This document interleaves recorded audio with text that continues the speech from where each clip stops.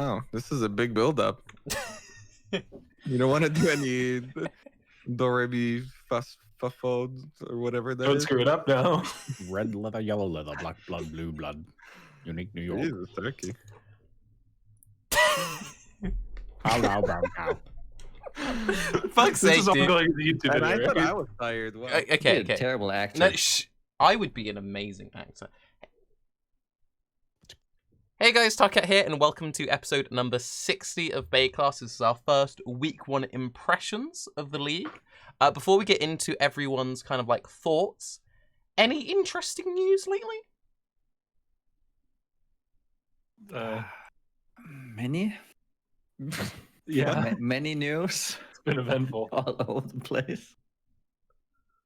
I didn't look at the topic list. So I don't know if there is any. Maybe you guys can explain. I mean, it's probably best to moderate your way through one by one. Tarke, maybe? I think you have it all lined Follow up. your lead. Yeah, no, I've just been playing Path of Exile, dude. I don't know what you're talking about. So, Raiz, what have you been up to? Okay, Turkey. That was it. Yep. You're getting better and better every episode. I've been also playing Path of Exile. Did the 100 race. We haven't had an episode, right? This is the first This one is of the the first actual one of the thing. league, yeah. Right, yeah. So I did the 100 race, got completely smashed. Everybody did. Jose 23 came out of nowhere. Crazy. Never been a larger stomp in the history of Path of Exile racing. And the funniest part is that this was like by far the most competitive ever. Everybody was like super psyched. Everybody was like, "Oh yeah, I'm coming back, dude. I'm practicing. I'm gonna do it." And then like this Jose guy comes out of nowhere and El Diablo just destroys us all completely. Like it wasn't even close. I saw threads about the race, like, you know, in the first few days of the league, and people saying, "Oh, Jose, don't worry about him. He's nothing. He's gonna die. He's definitely gonna die." And then as you get longer into the race, you see like more. I saw a few more posts on Reddit, like he has to die, right? He's gonna die, right? No, it seriously, there's never been a stump like that, especially since again, this was like by far the most competitive we've ever had it. Like literally everybody was trying their hardest. And it wasn't even anything ridiculous, you know. I don't exactly know obviously what kind of strategy. The guy had a private account. It does apparently seem like he was playing as his strain, which was my bet. I would like to point out because people are like, "Oh, he's playing Armageddon." I was like, he's probably playing as his strain. And yeah, it was crazy because he wasn't, you know, he didn't do any sort of like crazy 80 million XP out of nowhere strategy at 99. Nope, guy just played super consistently the whole way through. No 40 million, no 10 million, straight line like a goddamn corpse. And it worked, man. It I think the freaking most worked. noteworthy thing was the fact that he got into like the XP mode like immediately. Yeah.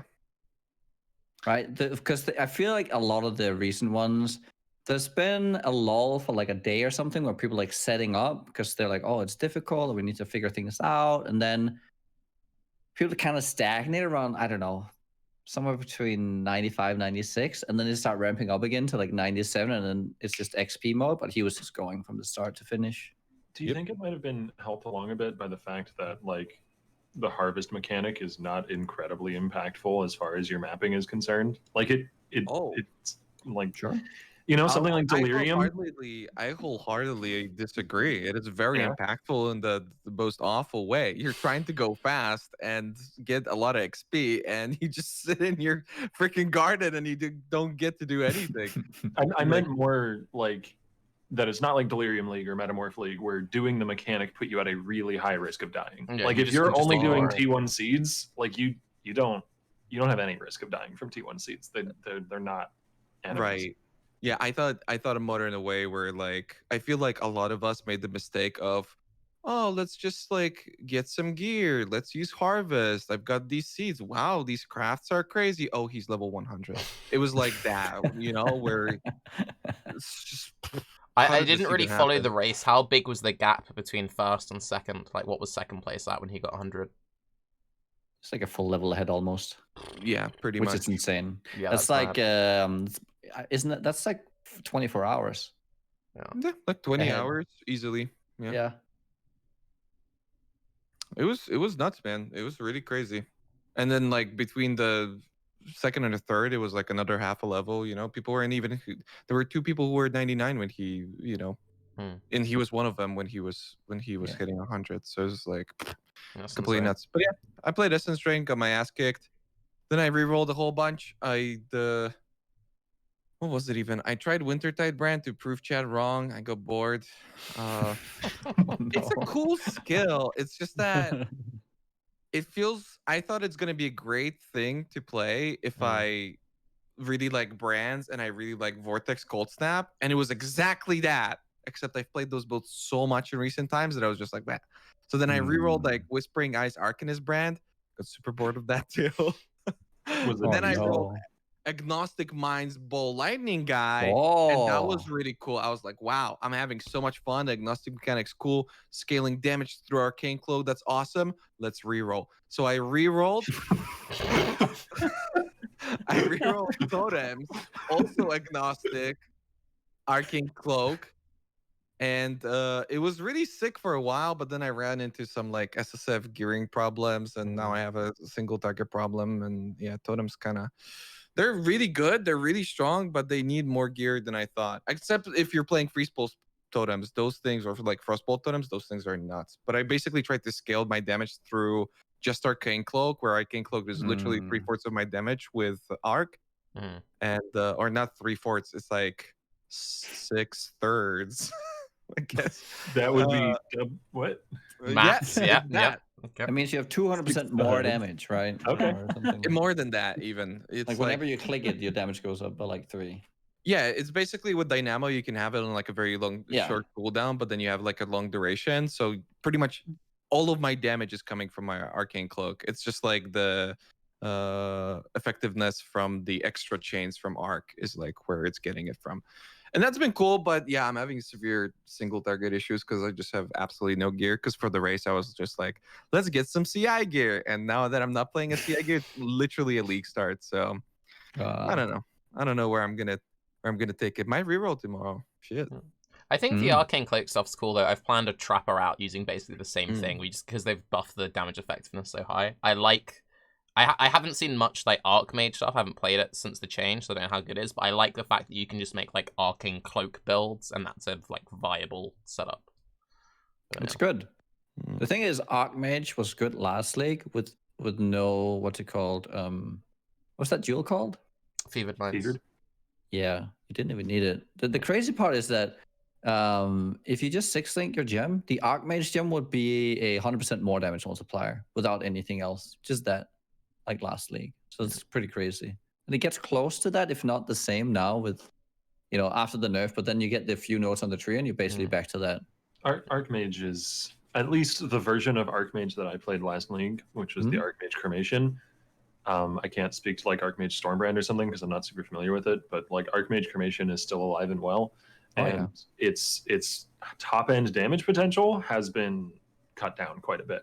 But the defensive tools available to it now are so good. Like Dynamo on the tree is insane, Agnostic on the tree is insane, Glancing Blows on the tree is insane. You can go Agnostic, Glancing Blows, Divine Flesh. And you can get enough mana regen to just straight run RF. That's what Dan is trying to do right now in hardcore trade. Like he's playing that build and he's getting to the point soon, unless he's done it already. I haven't checked out his character in a couple days, where he can just run RF. Like you get plenty of damage still.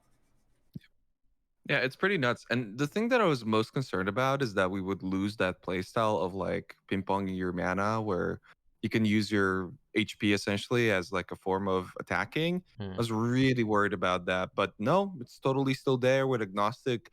I'd say it's even cooler.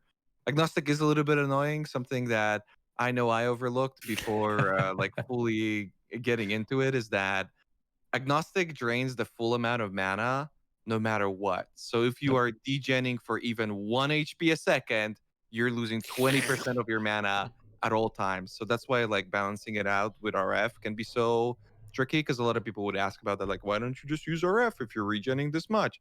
It's because it doesn't drain the like 9-11% or 4% that you need remaining. It drains the full amount at all times. So it's a little bit tricky to balance around, but it's very, very cool. And you can definitely, on the Hierophant that I played, you can definitely get it to a point where you're just sustaining even without a mana flask active. It's nice. Also, one thing quick before we move on, it's worth mentioning that even on non Mind Over Matter builds, if you are struggling for a cheap anoint on your build, if you just anoint Dynamo, that solves like any mana issues on any character. I'm playing Caustic at the moment with Steel Skin on left click with anointed Dynamo, and it's just like no regen, who cares? Can just do like whatever, and it's like nice. What about you, Ziggy? What have you been up to? I've also been playing Dynamo. It was the mana solution in my melee build actually. Oh. First character for the league, I wanted to go full into the two-handed rework, so I went multi-exert stacking, Tectonic Cry, Chieftain, like 4 warcries, Fist of War, Tafoa with the extra slam and all that sort of stuff. Like lean into the slow procs, exert stacking stuff.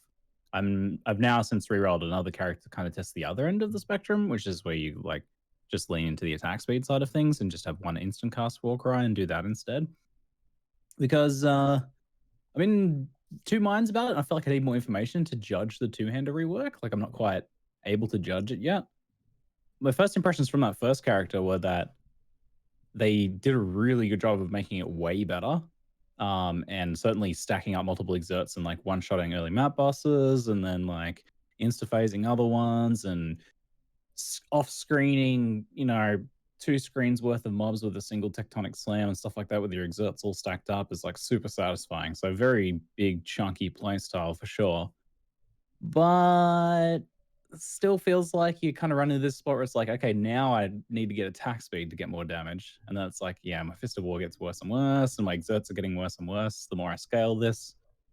And yeah, I ran into a point where about like kind of was doing like tier 12-ish to 14 maps, getting to that like Awakening 4 kind of conquerors and all that sort of stuff. And I'm like, yeah, this is starting to get a little frustrating on bosses now, where I use all my exerts, spend 10 minutes casting 4 exerts and waiting for the Fist of War to come up and all that sort of stuff and doing a big slam. And it's like, yeah, chunk of HP. And then it's like, yeah, now I'm kind of like sitting here slapping them with a wet noodle while we wait for Fist of War to come back up. And I don't know. It's I felt like I hit a bit of a ceiling. To be fair, that was first character of the league, so not very well geared, right? I was still on a 5-link and all that sort of stuff. So there's still room to go, and probably with better gear it would end up being fine just through brute force. But definitely you feel like you hit a bit of a ceiling there when you're kind of limited on attack speed scaling.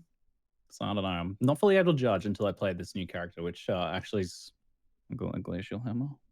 What ascendancy are you going with the Glacial Hammer character? Berserker. Yeah. See, I was going to ask where it you, is. because you at least started it with the slam stuff as well, but you went Berserker. So did you have the same Yes. issues or not at all? No, I did not have those issues. I had plenty of damage. One of my first experiences meeting like my first Guardian was that I hit once for 80% of the Guardian's HP, and I was like, yeah, that's nice.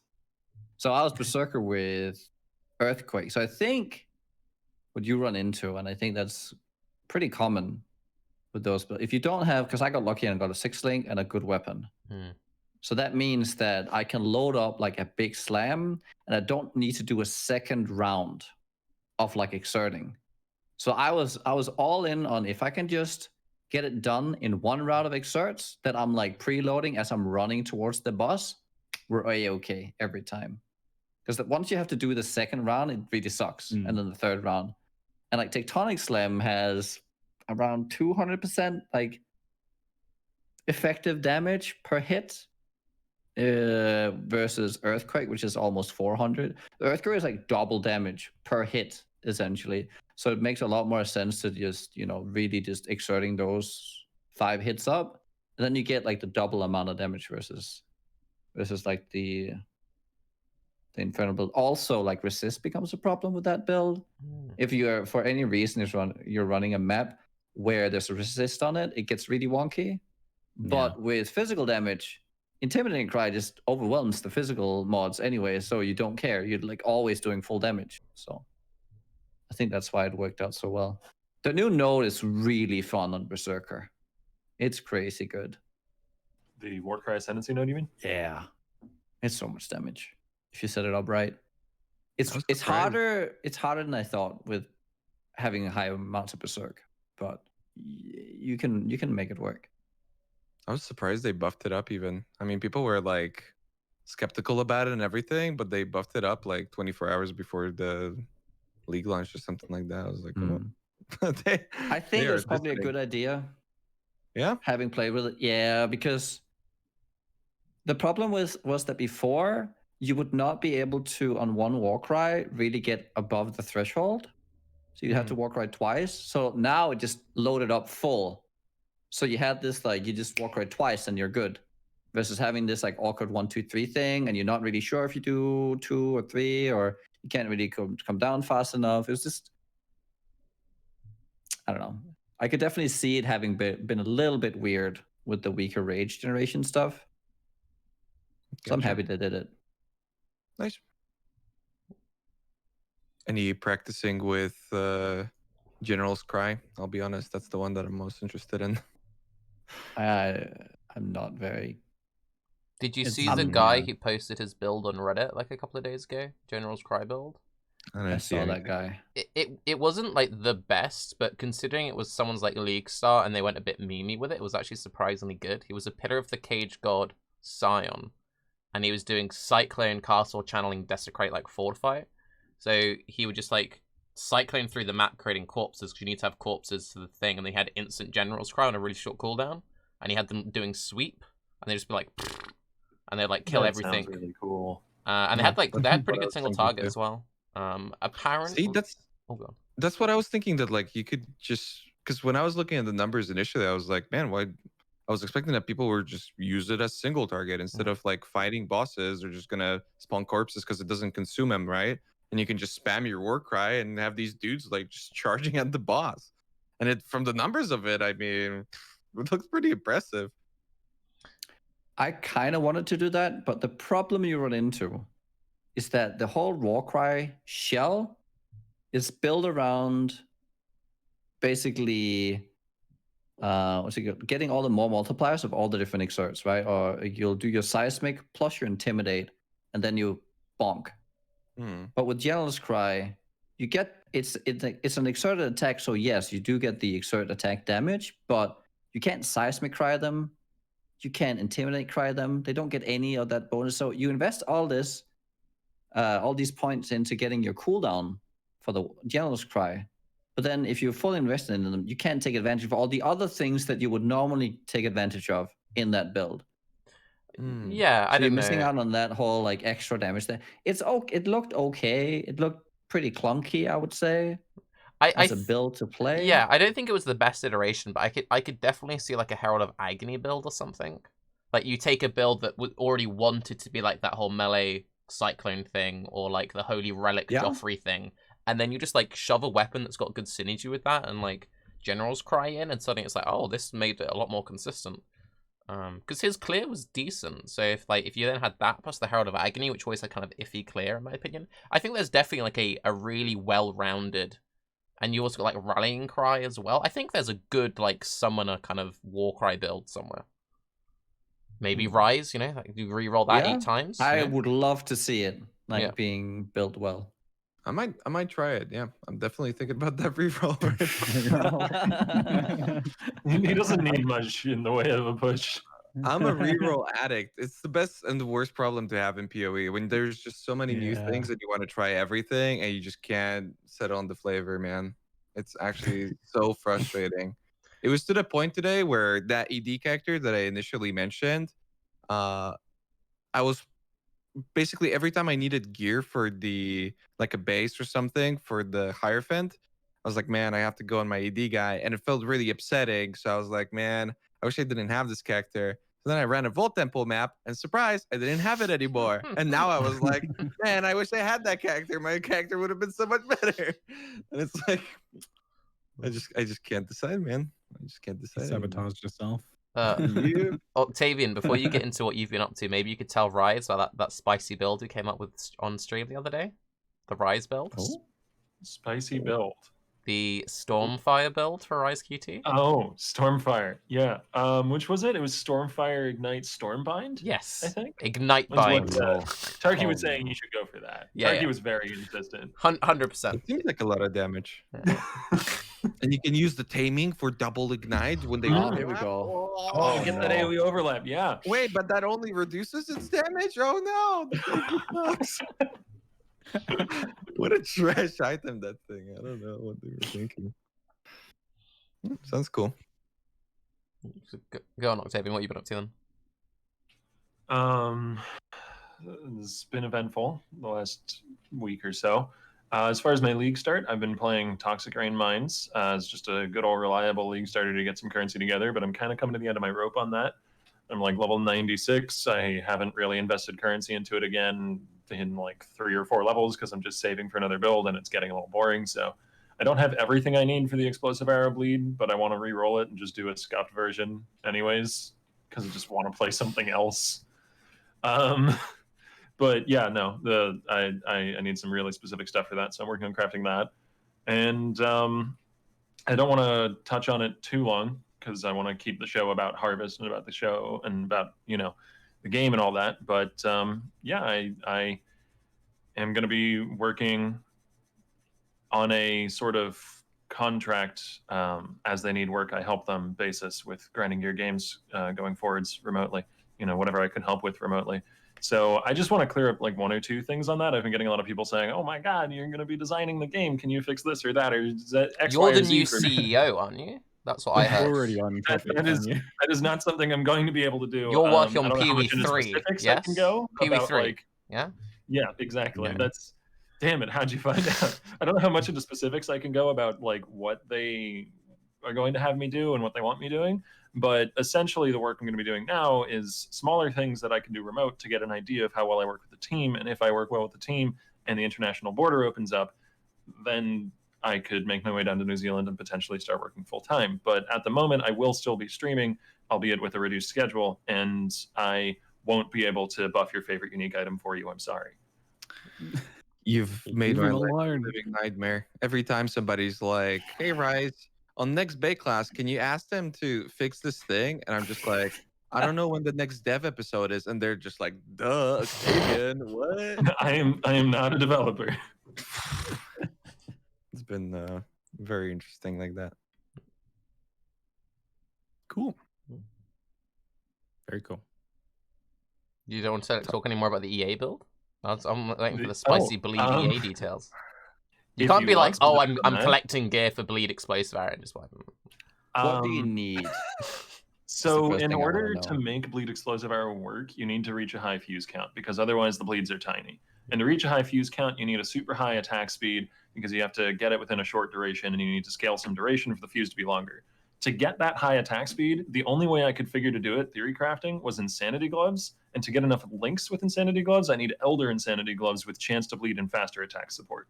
So that's kind of the roadblock. I'm trying to roll those, and it costs like 95 chaos each roll with fossils. I've hit gloves that have Fizz dot multi, attack speed, and faster attack support, and the insanity mod. But that's like a 30% DPS loss over having chance to bleed. So I'm not sure I want to go with the build with 30% lower DPS than I'd hoped. It still comes out to like 3 million DPS, bleed DPS on paper though. Is there no mods left for the bleed mod anymore at that point? Like you couldn't use like some of the new crafting options. I don't know how you roll them, but those gloves I tried to slam physical on to hit the bleed mod, Yeah. and it turns out Fizz dot multi is the only physical mod suffix that was available. Which Fizz dot multi isn't terrible. I hit T1 Fizz dot multi, but chance to bleed actually like is not a physical mod. PoEDB said it was a physical mod, and there was another site, I think Craft of Exile or one of those other ones that someone in my chat looked up and it said it wasn't. So I didn't know which source to trust, so I just hit it with a Fizz slam and hoped, and I got Fizz dot multi. have you tried like getting a bunch of insanity gloves and just trying to like fracture the insanity mod? It needs to be Elder though, and you can't fracture a touch item, I think. Put it on a totem. Totems make everything better. The place I got the idea for Bleed EA from was from a viewer who was playing Bleed Explosive Arrow Totem Champion. But I really wanted to see if I could make self-attack as a gladiator work. And on paper it works, it just needs some very specific gear. I mean, also then you get the Challenger charges, which will help with like the attack speed, so that makes sense. So Challenger charges plus Insanity Gloves, plus lots of attack speed scaling on the tree, and I can get up to just under 8 attacks a second with a 2.5 second fuse. So I can reach close to 20 stacks with that, and that's before incorporating temp chains to make the fuse last longer. Because the Have fuse you tried it at all? Like just No. how you... No, I need to level the character. It's mostly through the story at the moment. No, but have you actually tried putting on explosive arrow and then actually Like in just standard or run? something? Yeah, just put and then see if, like how if you can even clear if it actually works. I mean, the clear would just be with split arrow.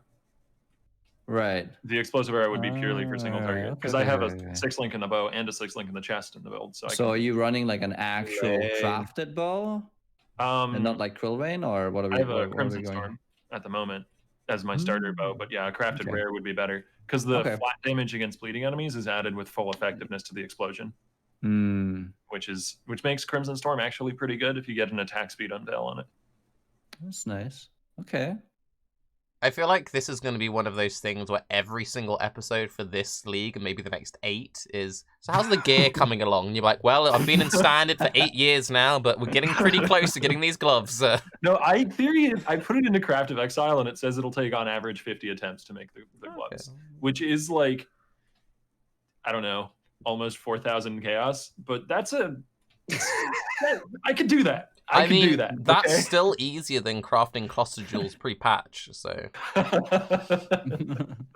is that like taking into account like maybe some annuls here and there to like attempt a second try and stuff? That's just raw re-rolling it with the thoughtful combo. So it's probably actually going to take a lot less than that. And like I said, the gloves I have, I can use. Like with the gear I have about 3 million path building DPS. He thinks he's gonna take less. Lol. Good one. I already have good enough gloves. I just want god tier gloves. Okay. We'll have fun with that. Before we get into the Harvest First Impressions, I'll just quickly go through what I've been up to. So, on the last episode, we did the whole like, what build do we start, what build do we recommend avoiding? I should have listened to my own advice. So I league started as Cremation. Loved it. It was really good. One of my viewers was doing Arcanist brand Volatile Dead, and he's like, Tarke, you've got to try this. It's so much better than Cremation, dude. And I'm like, I don't know. He's like, here, just borrow my tabula with my leveled gems. You can just try it out and get a feel for it. So he gives me his tabula, and he wasn't doing 2 separate Arcanist brands. So Badger's playing that build, and he's got like 1 Desecrate brand, and he's got 1 Volatile Dead brand. Lansol was doing it all in like 1 setup. And it was Arcanist brand, Desecrate, Volatile Dead, Swift brand, and then like Ellie Focus or like damage links, right? So I try it and I'm like, oh, this is it kind of works. So like you throw out the brand and then you hit that 200% attack speed really quickly because it just like spams corpses, and you've got this constant like just moving wall of balls. And I'm like, oh, this seems pretty good. It's nicer to map with than the Cremation because I don't need to go like 1-2. I just press 1 button. I got to the single target. It was a little bit iffy, but I'm like, I haven't got Runebinder. I haven't got any of the brand nodes. This could maybe work. So I run a couple more maps, and he's like, dude, trust me, it's worth the respec. I'm like, fuck it, dude, let's do the respec. So I get like 50 regrets. I reset my entire tree. I do like a map, and I'm like, oh, that was dumb. it works. Like it's honestly like pretty good. And I probably would prefer it to the Spellslinger stuff, in all honesty. But it was like, the reason why I went Cremation is it was like really safe, really consistent boss damage, and just like a really safe tanky build. It turns out if you then strip like 30 points to shove into like skill effect duration and brand nodes, you don't really make that build any better. So I just had like a much squishier character with sort of better clear and like way worse boss damage. So I was like, Arcanist brand just rotates the abilities? Yeah. Yep. Oh. Yeah, so like Badger is playing that build now, and he's done a couple of videos on it. He's got 2 different ones. So he's got 1 brand that is just Desecrate and 1 brand which is just Volatile, and that might be better. But I feel like at that point you may as well just play like traditional self-cast Volatile Dead or something. Like maybe still have like a desecrate brand for bosses. You are just self-casting with extra steps. Yeah, it's literally just self-casting with more steps, and like you're I mean- using a link, and then you have to spend points on brand nodes. So I mean, unless those brand nodes give you like more damage more efficiently than self-casting would. well, would allow, because that's but also the issue as well. Like because Arcanist brand has got such a short attachment duration, and Swift brand, you need the duration scaling. Because if you don't have the duration scaling, you're like constantly recasting. So Right. I think at some point I might go back to that character and revisit it. I think like there's something there. But I basically bricked my build, looked in my stash, and I collected like perfect course to carry gear. And people are like, Tarke, I'm so proud of you. You've gone a whole league start without playing course to carry. And I'm like, not anymore. So yeah, now I'm playing a Azaneth's Chant course to carry build. Dude, I've been wanting to play Azaneth's Chant course to carry for like 3 or 4 leagues since they reworked the item, but I could never get hold of it. But now there's a div card which gives it. It's so good. I honestly think it's like the Chaos Spellslinger, that a million times better. So you just have a Soul Rend in your helmet. A million times. It's so much smoother. It's honestly like it's got more damage. It's got better clear, and it gets to use Malevolence. It gets more auras. It gets like a more consistent tree.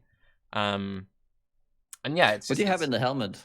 So in the helmet, I've got Soul Rend for mapping, Soul Rend GMP, efficacy, control destruction.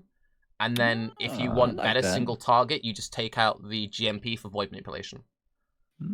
It's you take like a normal course to carry build, and that adds on like a 250k Soul Rend dot, so it's just more damage than a traditional course to carry build. Yeah. And it's just like kind of happening as you're going through because it just kind of casts. It's got a 0.3 cooldown on the helmet, and it's just like every time you shoot, every time you course to carry it shoots.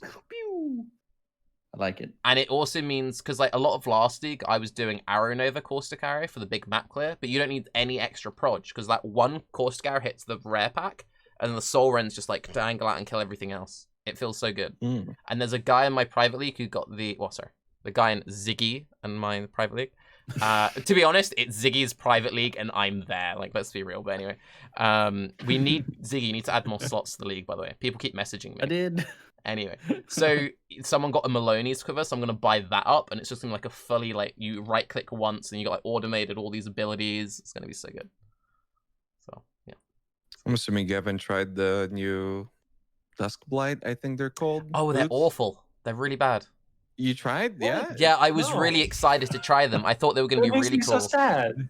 They're good for Oh, those leveling. looked awesome. Like they do a lot of damage while leveling, and like the visual looks sick. You get this like cool. Yeah. It looks very Diablo. Like it looks really shiny and everything, but it moves really slowly, and it just has like no base damage. So I tried putting like full damage links in it, so it was on like a 5 link, and it's like you kill a white mob, and then it's like, and then it slowly kind of like waddles towards the pack, and then like maybe does half of a white mob's health, and you're like. Like I even used it while leveling, and to be honest, while leveling, by the time it got to the pack, you'd already killed it. It was pretty. I think they'll be good in like a poison scourge arrow build or something, because they just add a bunch of flat chaos damage. So you'll just use it in like poison builds, but I'm pretty disappointed by those, to be honest. So, damn, yeah, Sag. Maybe I'm missing it. Maybe there's like something you can do with decay or something, and it becomes really strong. But I tried. I couldn't get it to feel good. But maybe there's something. But yeah. And then other than that, I spent a lot of the last 48 hours playing The Last of Us 2 because I decided to have a little break from PoE for whatever reason. And I'm just gonna put it out there. I know a lot of people have controversial takes on The Last of Us 2. So far, it's a pretty good game. It seems good. It's like, honestly, my biggest issue with that game, and I'm going to bring it back to what I said about The Witcher 1 when you guys were all ragging at me in The Witcher 1. The combat's kind of tedious, so it gets in the way of the story. Like, I like the story, and then it's like, okay, here's a massive room. It's like one of the early things is a big supermarket, and you've got to kill like 20 these zombie dudes, and you kill like 18, you fuck up once, you got to reset the whole thing. You're like, oh. And that's kind of, you have that with most stealth games, you know? It's like, it's fun, but then you have that one fail point to start it all from scratch. You're like, ew. Yeah. Why don't you just watch it on YouTube? That's what I do with all story-driven games. I just watch the movie cutscenes on YouTube. I never played them. I mean, that's fair. That's fair. Yeah. But, and I was going to talk about this later, but I guess we can mention it now. One thing that I do really like about it, and I'm only like 5 or 6 hours in, so I might change my mind, like, you know, after I might get to the next one, but this is the worst game ever made. Reddit was right. This is trash.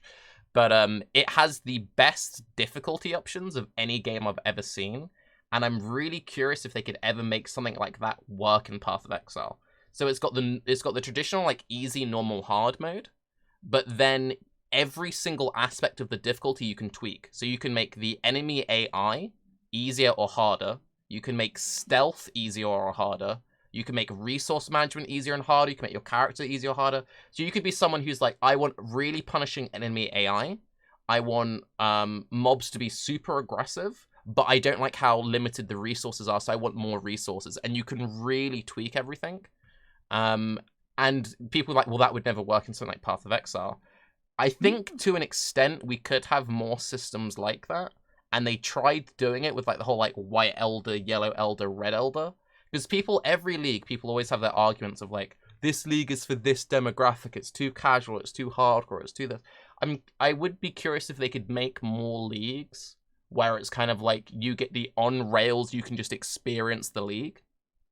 And then like this is the true like super extreme version, and you just like scale the rewards appropriately. I don't know. Yeah, it's already there. The easy version is POB, and the rest is the normal game. I honestly think though that could work in a private league. They could have like monster aggressiveness. You know, like how far off the screen they'll attack you. They can experiment with that. Yeah. You have things like running at you like crazy. That could be pretty cool if their like reaction was like way further off the screen. Like imagine you running through Strand and they will actually attack you from the corners and they'll just run towards you from the sides. I think that could be pretty cool. That's like one thing. Because it's like we have this issue a lot with like boss difficulty, where it's kind of like we either have these like just set difficulty bosses, or it's like full RNG map mods, like you just can't do it. I think having more actual control over how the bosses are difficult, kind of like in like Ulduar with Oldie Yogg, like you doing it with watchers or no watchers. I think it'd be fun to have more like bosses where you interact with the zone in some way and that like enrages them, or like I don't know.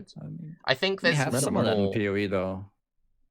The Guardians with map mods, you have Cortex and all those with the random mods. No, but that's what I'm saying. Like, we don't have any control over that. Like, because with Cortex, it's either you either get like an easy Cortex or you just get like an impossible Cortex. Yeah, so nothing in between. Yeah, you know.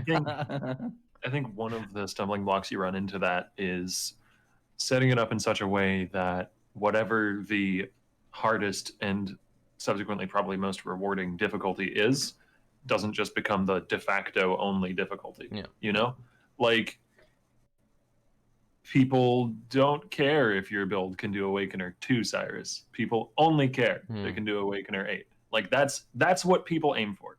People don't aim for anything less than the top of the ladder. If you try and make more room within the ladder by pushing the top further, people will just push to the further top, or try to fail and get mad. Excuse me. It's the issue that Chris talked about once when we had him on the podcast, you know, with the old Endless Ledge and how that had to become maps with a cost, or else since there was no cost to it, people would just go for the hardest thing, not be able to do it, get burned out and quit. I mean, Yoji makes a good point in chat. Like, it's kind of like what they did with the Zaro. And Lab hasn't been updated in a really long time, but I think that's a pretty good example where it's one of those things where if you've got a not very good build, or you're not the best at Path of Exile or whatever, you can just I'm just gonna cheese Uber Lab, like just do everything super safely. I'll get way less rewards, but I've got my Uber Ascendancy and it's done. And then, most people kind of be like, well, actually, it's way more beneficial if I keep the Guardians up, and it's really not that difficult of a fight because it's so easy now. But like, if Azara was an actually super difficult encounter, I think having more stuff like that would be good. Because that way, you still get to design for the top end, and you still get to, have something for the bottom end. I don't know. I think it's always okay having options for harder difficulty, as long as it doesn't necessarily have to correlate to drops. Mm. Because that will be the determining factor whether or not people think it's worth it. And if it's like so, if the drops are tied to only the hardest encounters, then you will lose like your baseline crowd because they just can't get there. But I think having like a slight increase in drops then with higher difficulties never is pretty good. I mean, I think Delirium did that really well. It didn't really seem that worth it going all the way. Like, imagine like you're going all the way to trying to push to like the very end of the Delirium. I mean, it got rewarding, but it was already rewarding at like 80%. The 100 was just like so much extra work for not that much extra. So I think they did it well there. Moving on to like the actual league, not Tarke talks about other video games. What was our first impression of Harvest pre-patch? Wait, which patch? Which patch? Before the patch we just had, which like made the seeds and everything drop more commonly. League start. What's our league start impression? Yeah. I think I was enjoying myself a lot because I decided to engage with the mechanic as I was leveling up. I don't really normally do that much, and it was really fun. Like I had all these crafting options, and then I hit maps. Then it was less fun because there was just no options anymore. I was like, okay. I was still strong, but that was like kind of a bummer. Yeah, that was surprising to me too when people, because like I was looking to make a chaos wand and everything, and obviously it's very nice to do it early on at like level 4, preferably on a wand, because that way you can get the +1 from the level 2, and the 4 is the first mod for the multi. So I was like, oh, okay. I mean, it makes more sense, right? I'm just gonna get to maps and then I'm gonna craft it. Like, obviously in maps you're gonna get more of this stuff, right? Yep. Same for Delirium. I was like, oh, dude, I'm getting so many jewels. This is sick. I'm going to get my jewels in no time. Octavian was wrong all along. You can build around jewels. No. Jesus Christ. It was not pretty. But overall positive, I would say. There were definitely some problems. It was kind of frustrating too with well, I guess it still is, but once you know it, it's not as much. How you can't like use anything from your stash, or you want to craft on an item that's like un-ID'd, you have to exit the map and then like do it, and then you realize the item is blue and you need it to be rare or something like that. So you came back in, you have to go back out, maybe you're gonna take the item. Oh, you took the item but you don't have a scour. It's just like not being able to like scour is really rough. That's really rough. Yeah. That stuff is hard to predict, though. I will say that I don't really blame them for not predicting the whole scour predicament of the interacting with the stash, because I feel that so much myself. Yep, it's tricky. But other than that, I feel like I'm getting everything out of the league that I kind of expected it to, and more, to be honest. There's just so much stuff to do, and they're looking into the whole like not enough augment exalt tier 1 seed stuff too. I wonder if that's actually, I haven't actually looked into it. I just heard that you're supposed to be getting more but you're not, and then somebody said something, and then Beck said something, and then she edited something. I don't know, apparently there was a bug or something more. So I've played like 2 maps since the patch that changed the seeds, but before I was getting like a good amount of targeted annuls and targeted exalt, so I wasn't feeling the whole like, oh, we're not getting any. Was that just me? Oh, really? You got them? Yeah, I was getting a good amount. I didn't get a single one. I got to I was doing 97 and like 60%. Didn't get a single one. I didn't do loads of them, but I started doing like a lot of like bulk tier 2s though, and like tier 3s. So maybe that was because I was like moving up into the higher tiers. I got a bunch too, Tarke. Maybe it's our private league, dude. It is. Loot seed is better in our private league. We've got a good private league seed. No. You know what it is? Oh, this would make sense. There's only a set amount of annuls on the entire like economy. So the smaller the economy is, the more we get. Big brain. Condensed, concentrated effect. But Raiz is playing solo self out. Yeah, but he doesn't engage with the mechanic enough. So like he'll just get like a lucky of like 100 in a row. You know. I don't engage with the mechanic at all. Don't you read Reddit? Well. Every time it's like Raiz didn't even do the mechanic. He doesn't like. Why does he have an opinion? I think my biggest issue that I've had with the league so far is the actual like garden management is really weird. So you first, like, what I mean by that is like you first start, you're like, okay, cool. So I plant these things, and you get the collectors, and you learn what everything does, and you're like, okay, so I'm gonna have to like really plan it out and rearrange my garden. And people started posting like the Google Docs onto Reddit, and I decided really early on, like, I want a garden that doesn't look like just a mess of cable. So I spent ages on stream, and one of my viewers was like helping me like plan it out. We made like a really pretty looking garden. Now that I've got my garden set up, there's no reason for me to change it, and that sucks. There's no like you upgrade the tiers of your machinery, or you can like make your storage better, or you can make your collectors bigger. It's just kind of like, oh, you did it, you're done. And now I'm kind of in the situation as well where we spoke about this before the league. We were predicting that maybe what would happen is you just like spam plant like 100 seeds, you go into a delirium map, and then you pop all the seeds in the delirium and get crazy rewards. MP's been doing that. It looks really good since they've buffed the seed stuff. Doing the mass tier 1 looks really stronger. And now I'm kind of just like, maybe I'm just going to tear my garden apart completely and just go like full seed farm and just like cheese delirium. And it's like, The delirium pauses completely when you're in the garden as well. I went on break for 5 minutes the other day with the delirium fog in my garden, just chilling, Really? chilling in the Wow. fog. yeah. I think they should. I honestly think they should patch it, because otherwise we'll just see a meta where a lot of people just go full tier 1 seed farm.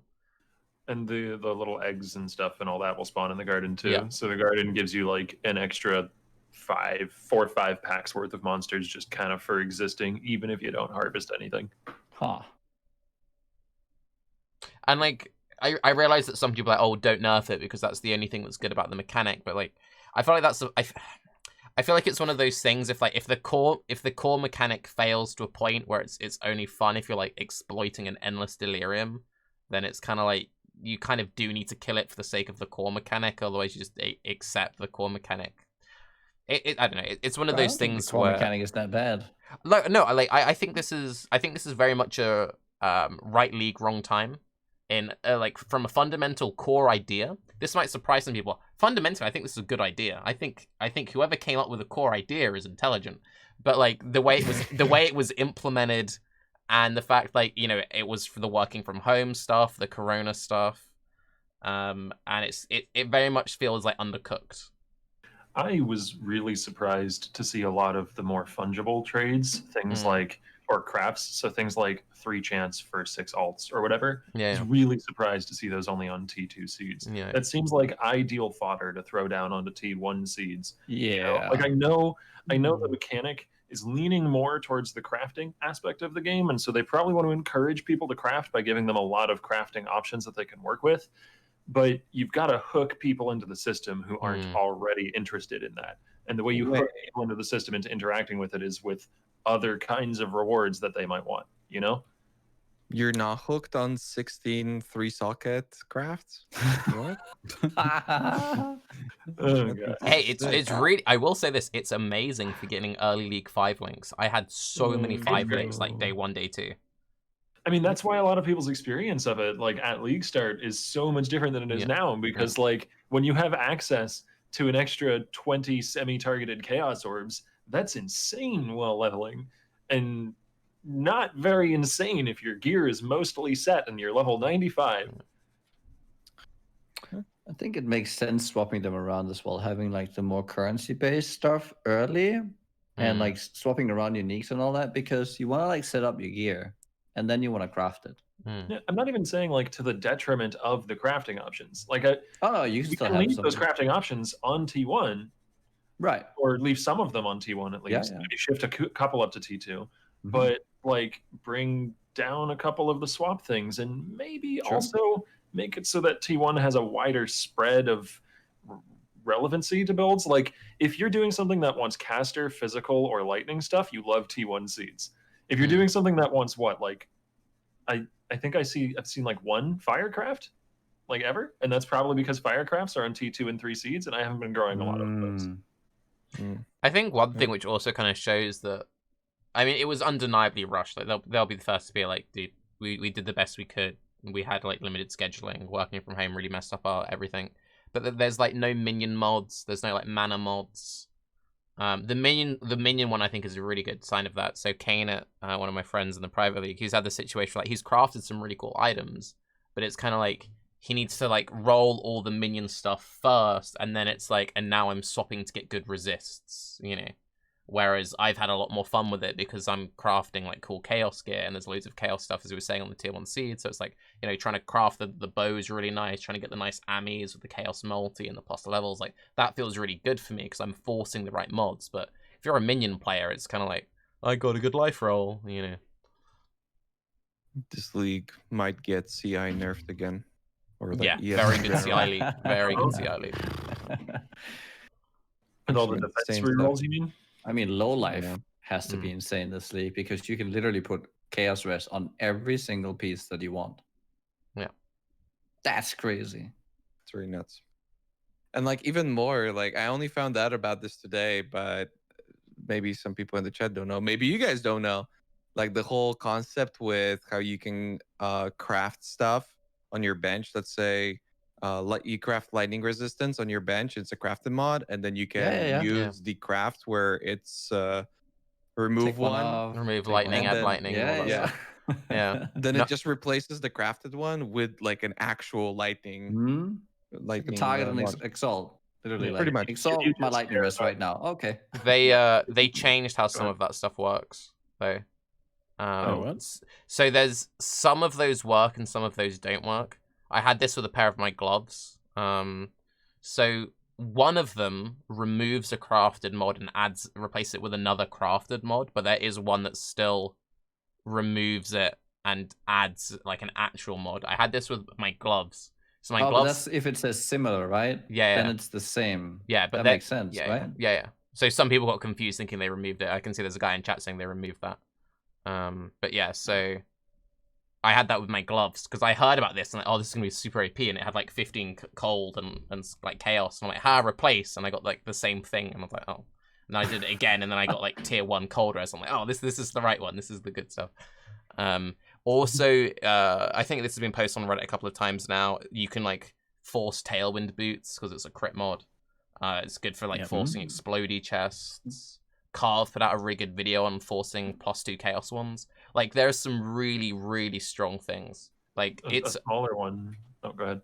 Yeah, but I was basically just saying like it's an incredibly strong mechanic. It does feel a bit lacking, but if you've written it off completely, I wouldn't, because you can do some like really good stuff with it. Yeah, a smaller one that's really powerful for a lot of different builds is Searching Eye Jewels only have 2 mods on them that are tagged as caster, cast speed if you've crit recently, and onslaught on kill.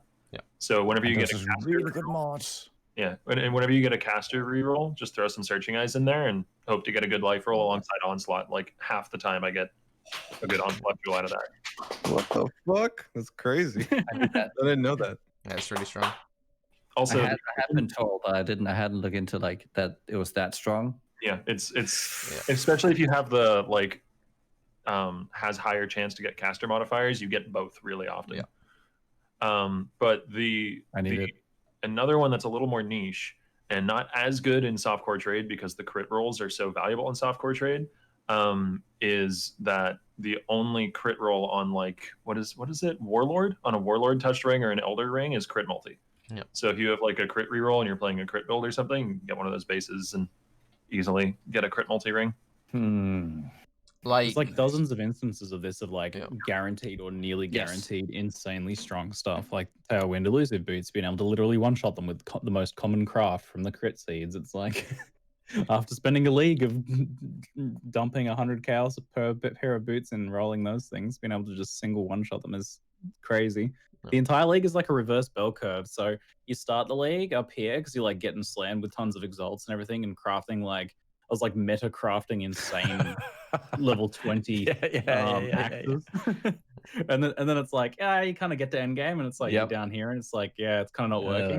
And then you get to like You get influence bases, higher level stuff. You start to discover some of these like crazy things that you can do. You can guarantee certain modifiers, and it starts coming back up. And then once you That's get like kinda the where the league is, horta except- crafting benches as well, like you start storing them Oh up. yeah, that certainly helps as well. So that kind of like shoots you up a little bit higher. Except I think the problem was with the league, a lot of people were over here on this first side where it was really good early on, but they didn't know how to set up their gardens. They were confused. So everyone was kind of like this, and they're not up to this part yet. I think that's what we're seeing a lot for at least people that are potentially interested in engaging. Can you show us the projections for the next month or so, Ziggy? We're gonna start getting up here. But then I don't know. Maybe people kind of just like uninstall the game at this point, so some of them might not get there. It's also it's one of those things where what didn't help, and I'm guilty of this as well, because like I wanted to start like the perfect neat garden, so then I made my video and I'm like, yeah, so for my garden I needed over like 200 pylons and like 100 storage tanks and this, and then people just like fuck this. They're like, no, I'm not doing this. You really didn't. A lot of people did that. A lot of people like they start seeing the Google Docs and they're just like. They do get a lot. Okay, fair enough though. They do get a lot easier to set up when you get to endgame because the amount of juice you get from an endgame harvest is quite a lot higher. Like I harvest a pack of T1 seeds and I have like 900 juice or something. Honestly, I feel like the whole setting up is just so unnecessary. Like the crafting options in PoE are already enough to entice you. Like if you can spawn a bunch of monsters that are fun to kill, that's fun already. You know, then you start interacting with all these like league mechanics. Like you start putting delirium in there. Like PoE is so complex, so I don't get why they keep making these like very complex, cluttered mechanics that we have to engage with on top of all the complexity that you already have to figure out. Are you saying it would have been better to just have either an entirely different system than the garden that was much more straightforward, or a garden that's static, like a Shabi or whatever her name is, just builds a garden for you and says, okay, this is where you plant your T2 seeds. This is where you plant your T1s. Put your 3s over here and your 4s there. Do it. I think it's fun to make your own garden. Okay. But I don't. Okay, so I hate the power lines that they only have 4, and then you lose track of what's connected to what. And it's like, was this the one? Does this? No, I can't. No, that's done. Okay, that one. Okay, over here, and then I need to connect that to 2, and then if it needs to go on, I need to. But then I also need to make a split here because if I want to branch out from this point, and now I need to like have this extra thing, and you end up with all these stupid. Why can't the pylons connect to everything? It's one pylon. Like they can't connect color-wise to each other, like different colors, but just like one, you just have 80 things to it. Fine, if people want to do that. And then you drag this one to that place, and then it could branch out from there. All this like pylon, I get so tilted. It's like so unnecessary. Is you could condense down the systems and get rid of dispersers, whatever they're called, and just have pylons feed into the harvesting things that you plant the plants around. And so if you need like 3 different juice types to farm something, you just have 3 different pylons going into that harvester and then plant things around it. Like I don't think the disperser serves a useful purpose. No, I don't think so either. I think it's this like weird thing that you have to like manage on the outside of your actual garden, and sometimes if you want to like crunch it together, it's like take spots in your garden and like how do I make it so I disperse everything and it's both over and under complicated at the same time, because it's such a basic system that it's like what I was saying, like once you set up, once there's no upgrading, that's it, it's done. And it's so cluttered that it's really difficult to just make something which just visually looks nice. Like I made an effort to make something which visually looks nice, and I'm still not really happy with how it looks. Like when we saw the original trailer and they had the 3 really neat lines of wires and you see the juice going through them, you're like, oh, this looks great. You can't do that and have an actual like nobody effective builds garden. Like that. It's just it just doesn't work. So it's one of those things where they either strip it down completely, but at that point they may as well get rid of like most of the infrastructure, or you actually commit to having a... It feels like they wanted something like even more advanced with like even more machines and even more interactions, and they're like, no, this is too much, and let's just cut it in half. But like, do we really even need seed tiers? Do we need like the adjacent bonus stuff? Like we could have just had, you get the seeds, there's a chance that you get rarer seeds. We didn't need like tier 1, tier 2, tier 3, tier 4. Like, we don't need that. Do we really need that when you plant a tier 4 seed, it needs this many tier 3 seeds around it, and that needs the tier 2s around? Like, we don't need any of that. Like, does it actually add anything, do you think? I don't know if I that's think like that is objective. okay. I think. Go on, Raiz. I just yeah, I don't think it's like objectively better or worse. It just like depends on what you do. Even like setting up the garden, I do kind of like it because it does feel nice that you can customize your garden however you want. The reality is nobody does that. Like everybody just like looked at a spreadsheet and went, okay, yep. Like maybe a couple people tried to figure it out and everything, but that's exactly what Chris was talking about. Where like one person's gonna set it up in 10 minutes and everybody's just gonna copy him. And I think that makes sense for the most part. And then if you really want to customize it, you have the option to, because different people play different things. So exactly like Tarke said, like you might just want to run tier 1 seeds for mass loot. I think since this league has been compared so much to Synthesis, it's really interesting to compare the garden system to the memory mapping system. And I think the biggest difference that stands out is what Tarke mentioned earlier, which is that the memory mapping system has decay. So you can't just like set up your memory map and then forget about it. Like there were things you could do, there was manipulations you could do to improve your odds of getting certain things and spawning bosses and all that, but you'd still constantly be having to upkeep it and re-interact with it and all that. And that just doesn't exist with the garden, which just exacerbates the problem of no one actually sets up their own garden. They go and, you know, net deck a garden, so to speak. Yep. Oh God. The worst thing about Harvest. I'm sorry, Octavian. Who the fuck thought it's a good idea to implement monsters that explode when you want to craft, and then they explode again, and then they leave seeds on the ground that also explode when you're trying to click the crafting thing? What the fuck? What are you saying? It was literally the same patch where they removed the glyphs from Elrond to not stay there when you're trying to do your exactly. board, and they add this. Like, just okay, so I'm just there's some sort of deal with the devil that happened, you know. In order to be the most prominent ARPG on the market, GGG had to sign some sort of blood compact where they need a certain amount of lingering on-death effects in the game. So in order to get rid of one from the syndicate, they had to add it somewhere else. ugh. It's just how the code works. There has to be a set amount somewhere in the game. If they remove them, the game breaks. There has to be them somewhere.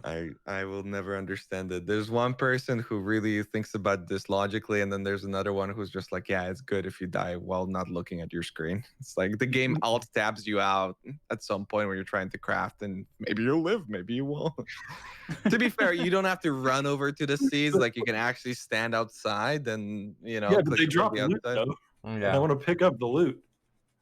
Well, yeah, the I mobs have- do, sure. I have, you know, small, like, want to map faster monkey brain. So I want to go click the loot now. I don't want to wait 7 seconds. Yeah. The seeds and I explode. I will admit that me and Octavian spoken about this a bit before. Like, these are the least like present monsters I've ever encountered, and they've got some of the most obnoxious death. Like, you basically just sort of like breathe in their direction and they cease to exist. But yeah, they'll just be like pew pew pew for like a minute after you kill them. Then like all of them, well, the blue ones actually explode, but then all the other yellow ones ones like gas crazy clouds. Yeah. There's rain. There's just your screen's covered in shit. Doesn't do anything. Like nothing at all. It does feel weird how easy the encounters are, because the encounters, they may as well not exist. They're that easy. Even while leveling, I've never once felt challenged by them. Because you should try. I'm still scared because they're supposed to kill you. Everything Pee-wee does is supposed to kill you. So I like spawned this massive garden. I'm like, they look very frightening. Yes, I'll give you that. Like, shoot all these projectiles at you. Like, I did spawn second thing. I was like, ah. And the big purple bears, they're scary. Oh. Yeah. It's like that. It's like that one rogue exile that does the really fast, like channeled flame blast that'll turn the corner on you in a map, and there's a big flame blast, and it just does like 200 damage. You know, it still spooks me sometimes, but it does nothing. Oh, I think Gucci died in there. Now that I think about it, wait, where? He was like, "Don't look at it," but I can't remember in the garden. I wouldn't be surprised if at some point, like how there's this weird stuff where maybe some of the sea crafts were disabled, Bex just drops a thing on Reddit like, oh yeah, it turns out they haven't been dealing damage for the whole league. Sorry, my bad. They just like they flick the switch and they become like super rippy. But do you think it's actually a good question? Like, do you think that they could make the monsters much more dangerous without suffering a massive backlash? I think they should. Like, can they go in that direction? Very frequently with new leagues, things like Delve with the EMP monsters, Vol with the Vol enemies and Legion, that sort of thing, they'll often tone down monsters. But I can't remember a time when they tweaked them up. Well, that's normally how they always design, because it is much easier to take power, take power away from enemies and make players feel stronger than do it the other way around. I'm sure there would be some people like, oh great, you've made the worst league even worse. You know, you'd get that kind of crowd. But I think if they made them harder and then maybe they made them drop more, like didn't they do that with Bestiary? Like didn't they, when they gave them like the huge elite pinatas, didn't they also make the rares slightly more like damaging or something, or tanky? I can't remember. Not that I recall, but Bestiary was a while ago. Apparently synthesis bosses were buff mid-league. Yeah. So I mean, if they take away the blue bombs on the ground and then buff the rest a little bit, I'm fine. I'd be okay with that. Yeah, sorry, just to clarify, when me and Octavian talk about maybe they should make them harder, we're not saying make the on-death effects. Like, we're talking about the when they're alive. Make that bit, like, okay, the so... bombs is the only thing that does damage. There's just an intern like, okay, so Chris, we were watching the last Baeclast, you took some notes. They said they want more explosions. They were very adamant the league would be better if we tripled the amount of on-death effects. So I think one of the reasons why is because T1 seeds, as far as I can tell, only ever spawn white mobs. And you know, white mobs in basically any league mechanic aren't a challenge. Yeah. So that might be why the mechanic feels so underwhelming in terms of challenge, because like the challenge is there in the rare monsters that are at T3 seeds that you almost never see. Whereas like the majority of the interaction, like imagine if the majority of your interaction with Legion, there were no rares and it was just a bunch of white monsters. Legion wouldn't feel very dangerous. True. So I don't know, maybe make it so T1 packs can spawn a rare monster in the middle of them, or a couple. I kind of wish that there was more variety in the monsters you spawn in the T1 as well. It's kind of dull having the same, you know, blob of yellow shoot at you every time. A little bit of variety in there would have been nice. I mean, at least you're not colorblind, because they've got even less variety. That's a little big brain. I checked over in chat for a moment there, and someone was like, "Don't tell them I need my white mobs for Biscos." I saw that as well. Oh my god! Number of white mobs if you do like a full T1 garden. Yeah, Biscos is good. The problem is too that it's a league for crafting, right? Where you're supposed to create this like super OP gear. You're supposed to generate this like insane character that you've never had before. And well, there's other reasons for this as well. But I mean, considering the main content is supposed to be harvest, there's just very little reason to do it. Like, what are you fighting against with this like turbo character that's actually new? None of these things are engaging in terms of like combat. Even the last boss seems well, except the black squares of death, those aren't very friendly. But yeah, you just don't really have much of a incentive to do that sort of stuff outside of, you know, the regular content that maybe a lot of people are still struggling with. I wanted to ask about that, and we won't spoil what the last boss is if we haven't done it, but it was very anticlimactic watching Waggle doing it for the first time, and it was just like, oh, that was pretty easy. He made it look easy. I mean, his build was perfect for it. His build was like perfect, but I feel like he even tried at a certain point. He was like testing the boss damage even. Yeah. Like during the fight, he would stand right in front of it, eat like 4 spears or whatever those things were, and just what? He should die there, shouldn't he? Yeah. I mean, doing that thing to that doesn't seem right. Yeah. To be fair, I do think that they, even though it's like underwhelming, they finally did the thing that I think they were trying to accomplish with Metamorph and all the stuff that we've discussed previously, where there was supposed to be like a turbo boss. Yeah. Through the main master or whatever you want to call them, and it finally happened, so that's cool. I feel like they missed out on a lot of opportunities to do that with other league mechanics in the past. Metamorph, yeah. On Blight, I guess. Yeah, Harbinger. Metamorph Blight. Yeah. Mega All mushroom. of them had a missing extra step that was True. supposed to happen. It's definitely I nice do having that last step. Go on. I was just going to say, I really appreciated from Waggle. I just wanted to give him a personal thank you that his world first boss kill clip had 0 spoilers in it, because I watched the clip and I couldn't see the boss once in it. So it was great. I was able to watch the world first boss kill without seeing the boss and getting spoiled. So Did you see all the people who got really upset by Global though? Because it announced there was like a it announced was like has killed GG announcement. the boss, and it's like, oh, you probably shouldn't have announced that one. Everyone was really pissed about that. Oh, is that the name of the boss? Yeah, I know the Oh, spoiler wow. for that. Yeah. yeah. There was like Because a lot of very everyone angry got Reddit spoiled. threads.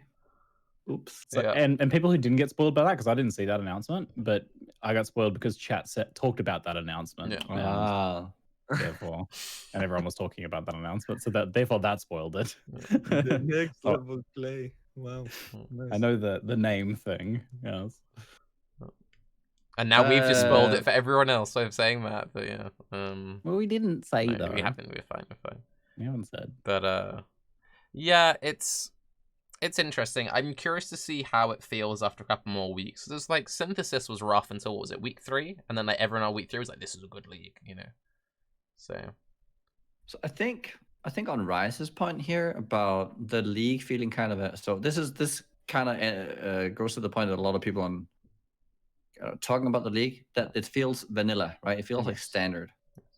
Where I think that's not the worst thing, because then I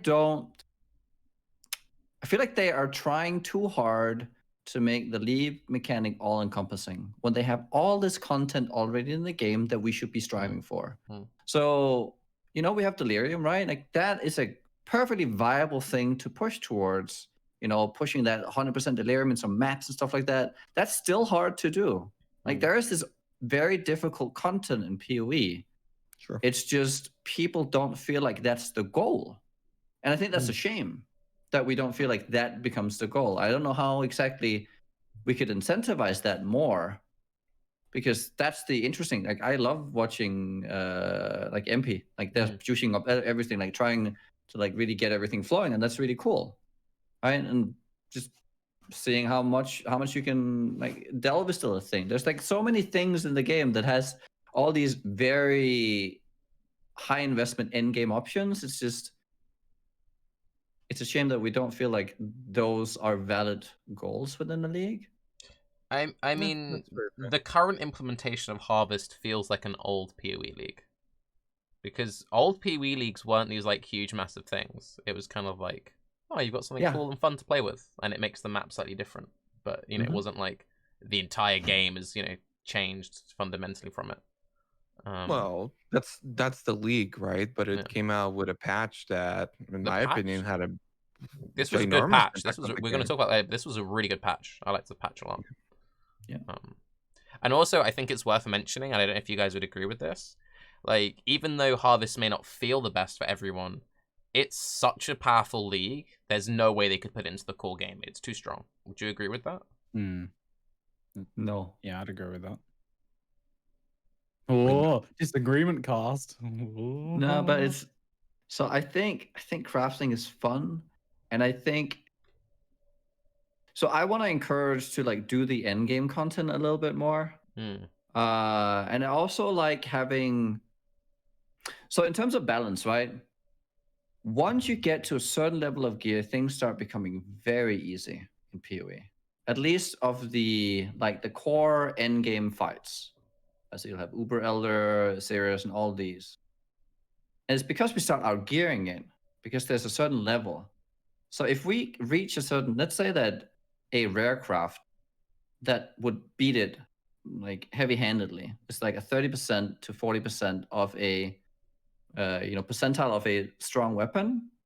Whereas you can go, once you reach like 60, 70, 80% of like the total power of the mods on the weapon, it becomes a complete joke. If you push the baseline so that players can get to like the 70%, and then it's like good, and then you won't completely demolish it if you go to the 80, 90, even though it's still fun to craft these best items, and it will make it easier. So I think having powerful crafting and getting to that point and really having, you know, a good time setting all this up and getting to all these like right roles, and maybe not perfect, but I think there's something there.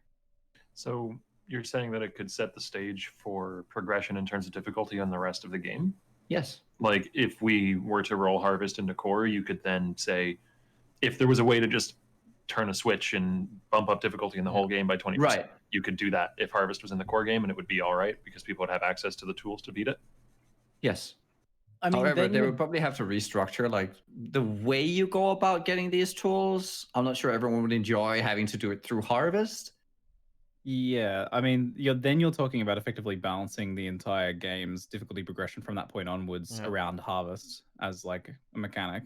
Harvest becomes the entire like pivot point for everything. Yeah, Well, but like crafting. Harvest doesn't create anything new. It just shortens the time that it takes to acquire it. So that's just like really a matter of how long do they want players to take to get to a certain power threshold.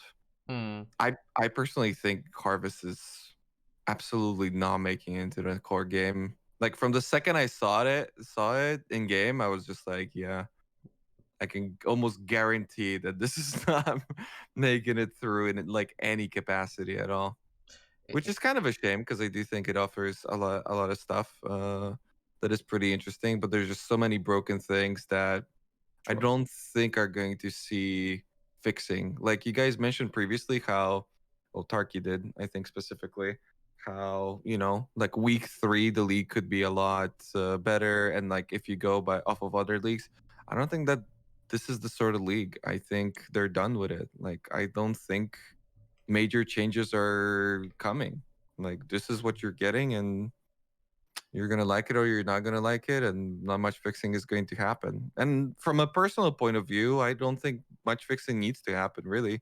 They've addressed all the clunkiness issues previously, that it's a lot of it is virtually unfixable, and yeah, I just mean, don't see it going anywhere. I kind of agree with that. I think from this point, it's kind of like they'll do some balancing here and there, like maybe making certain crafts more common or less common. And I think I'd fundamentally agree with Raiz. I like the thing where I said like, oh, maybe by week 3 they'll make it feel a lot better.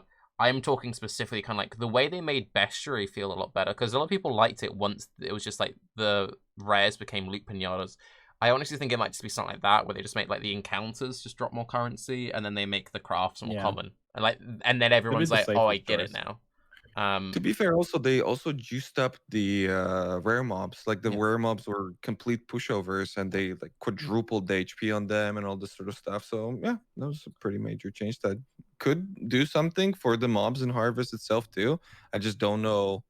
Like killing the beast felt like a natural stepping stone for what you're trying to do, although you had to kill them twice. I don't know if like killing the beasts at all is, at least to me, it doesn't feel necessary at all, especially in its current state where, yeah, it's just not a factor. So I don't know if buffing them wouldn't actually accomplish what I'm trying to get out of Harvest, which is crafting. The best way to tell that this is a disposable league, and the way you can kind of tell it is a disposable league, is when Ziggy was interviewing Chris, and he's like, guys, the next league is so fucking cool, dude.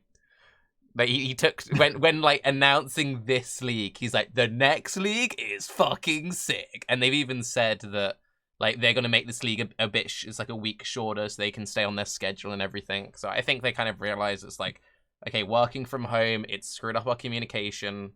We're gonna trim this back. We're just gonna make it fun. People can make their silly items. People will have fun making OP stuff, and then we're just gonna like move on.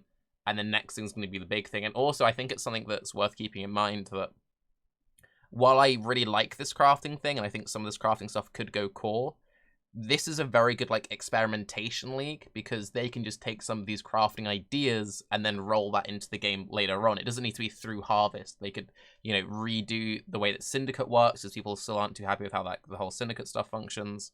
And also, and I personally, I don't understand it, there are a lot of people who just really don't like crafting. Like I've been saying in videos, I've been enjoying this league a lot because I really like crafting, and I've been getting so many people who say, I hate crafting, why would you ever craft? This is a dead league because it's crafting. It's like, that's one of the reasons why I think that it would be really beneficial to the league you know, because I love crafting stuff too, but like there certainly are people who just won't and don't want to, and that's fine. It would be really beneficial to the league to take some of the lower impact, you know, non-crafting results and just bring them down to tier 1. You know, Yeah. like, or like lower tier versions of some of the ones you can get at higher tiers. Like you can get, what is it, 4 master missions for sacrificing a map. Okay, give me a T1 seed that can give me 1 master mission for sacrificing a map. Something like that. That's actually one thing I will say. I wish a lot of the map modifier stuff was in the tier 1. Because it's quite fun, like, you know, throwing away a tier 1 map. You get, like, infused bloodlines and all, like, that stuff's kind of fun. And it's not that powerful, it's just fun. Having more of that stuff in the lower levels, I think, would make people feel a lot better about it. There's actually one guy in my chat who was complaining really hard about, like, this league is trash, my alk sustain is terrible, and I'm like, you know, you can alk your maps with this. And literally, like, that alone changed the league for him. He's like, oh, this is a pretty good league. I've got so many alchemies now. This is pretty good. I dig this. Yeah, I mean, it's so easy to see the usefulness of a chaos orb, like directly, like just a chaos drops, you have 1 more chaos, +1. It's a lot harder to see the usefulness of this long menu with a lot of different keywords that all say different things and can only apply under certain circumstances if your item is normal or blue or magic, or, you know, you're facing backwards on a Tuesday. Like, these things can still be useful, but someone has to put in the effort and time to figure out their usefulness, and that isn't going to be there for everybody. Some people just want to kill some monsters and get loot, and that's fine. The thing is too that I think many people still have to get over that. What's the they have to jump over like the obstacle that is just using their shit. I think as an SSF player, you learn very quickly that using your shit is a very good way to play the game. And I know I've talked about that before, but it is very interesting to see people still in Harvest, for instance, looking at my currency stash and seeing 0 Chaos, 0 Alchemy, 0 Scour, 3 Chance Orbs, and 9 Exalted Orbs, and me complaining about how I can't do anything, right? Where through Harvest, you can just do so much. You just gotta click it, you know? But people just don't have that sort of mindset. I mean, you've just got loads of people just with 100 missile launchers, and like, I've completed the whole game. Didn't use my rocket launcher once. We did it, boys. Save them rockets for the secret final boss that's definitely gonna come. Exactly. One thing I do think that they were trying to do with this league is do away with all the loot explosions as well, though. How do you guys feel that they've succeeded or not succeeded in not giving us a bunch of loot, but giving us other options as well? Like, do you miss the big loot explosions after playing maybe in the beginning, but now? I like it. The problem is just bad timing because people getting whiplash from Delirium. So what I was saying earlier, it's like right league, wrong time. You can't go from Delirium to this and not expect people to be like. I mean, they did it. In terms they of the did reaction, but the problem is, but the reaction, everyone's like, this league is, you know. Sure. But what about you? Because I was specifically I prefer it. I prefer it. It's one of those things where like the way that loot actually works in Path of Exile currently, it's quite refreshing not having to pick up so much stuff. It sounds so dumb, but like it's honestly kind of nice that like, oh, I've run a map and I've gotten like half a stash, but not like click, click, click, click, click, click, click. You know, you do your breach and there's all these splinters, and you do the end of the Delirium and all the explosions. It's too much. I think Mathel even spoke about this in his like Delirium review. He felt like he was just getting too much and it was getting annoying. A lot of the clicking has been moved into the menus of the harvesters, though. Like there's still a bunch of clicking happening there. But yeah, I'll agree with you. It's lessened, and there's not the mental taxing energy of sorting the stuff, I suppose. Which that's a whole can of worms because of the sorting things that have happened recently. Yeah, we'll get into the stash tabs. Maybe this will be the segue, but we'll let the others. But I think that I think at least for me, it has shown that the game definitely can handle not having these loot explosions, and there are other options. And it's also something I feel like that could be something taken away. I don't think that the league will be like implemented like 1-to-1 into the new. I think there's a lot of things that it's showing what it can do, what kind of experience it can provide. You know, given some tweaks. I also think that this league has shown that at least because I've spent a lot of time talking with people outside of the general PoE community for various reasons, and honestly, I have not run into a single person actually really not enjoying the league. They generally enjoy, like, the people outside who don't always play the PoEs, like they enjoy the crafting. At least the people I've spoken to. I feel like there's a lot of the hate towards the league comes from within the, like, I don't know. Reddit. A lot of it emanates just from Reddit. Say Like, it. straight up, it just Reddit. emanates from Reddit. A big thread comes up, and then everyone jumps into this whole perception that, oh, the league is dead. We hate it collectively. Yeah. And you don't even get to make up your mind sometimes. We the just hate people it. have decided. Yeah. This is And it's trash. just, See, I haven't seen a whole lot of that, like people complaining. From my personal thing, it's like super difficult for me to judge this league because, again, I love the patch so much. Like they could have just not released Harvest at all and released this patch, and I would have been plenty happy. So I'm pretty biased on this, just to answer Doogie's question from earlier. Oh, and I would like to backpedal a little bit on my previous statement because Tarke did bring up a really fantastic point, which is, yeah, leagues like this, even though I said in no capacity can it be like implemented, they still learn from this, they still adjust, they still implement systems in the future based off of the data from this sort of league. So by no means do I think that it's like time wasted or anything like that. I definitely not. I could see targeted nulls being added to the game as some mechanic somewhere else. Like maybe it could work into the fossil system or something like that. I really like the targeted null thing is pretty big. I think it's like super exciting when you get the, remove a mod, add another mod back one is been a lot of fun. Probably the most fun from all of these. Ooh. Crafting energy shield gear where you've got like, you crafted it with a defense mod and you got double resist, intelligence, just some like crazy other prefixes that you need, and then one maximum defense.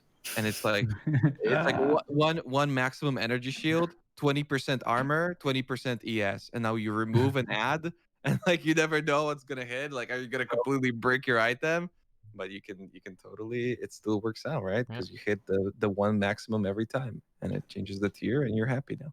I mean, assuming go ahead.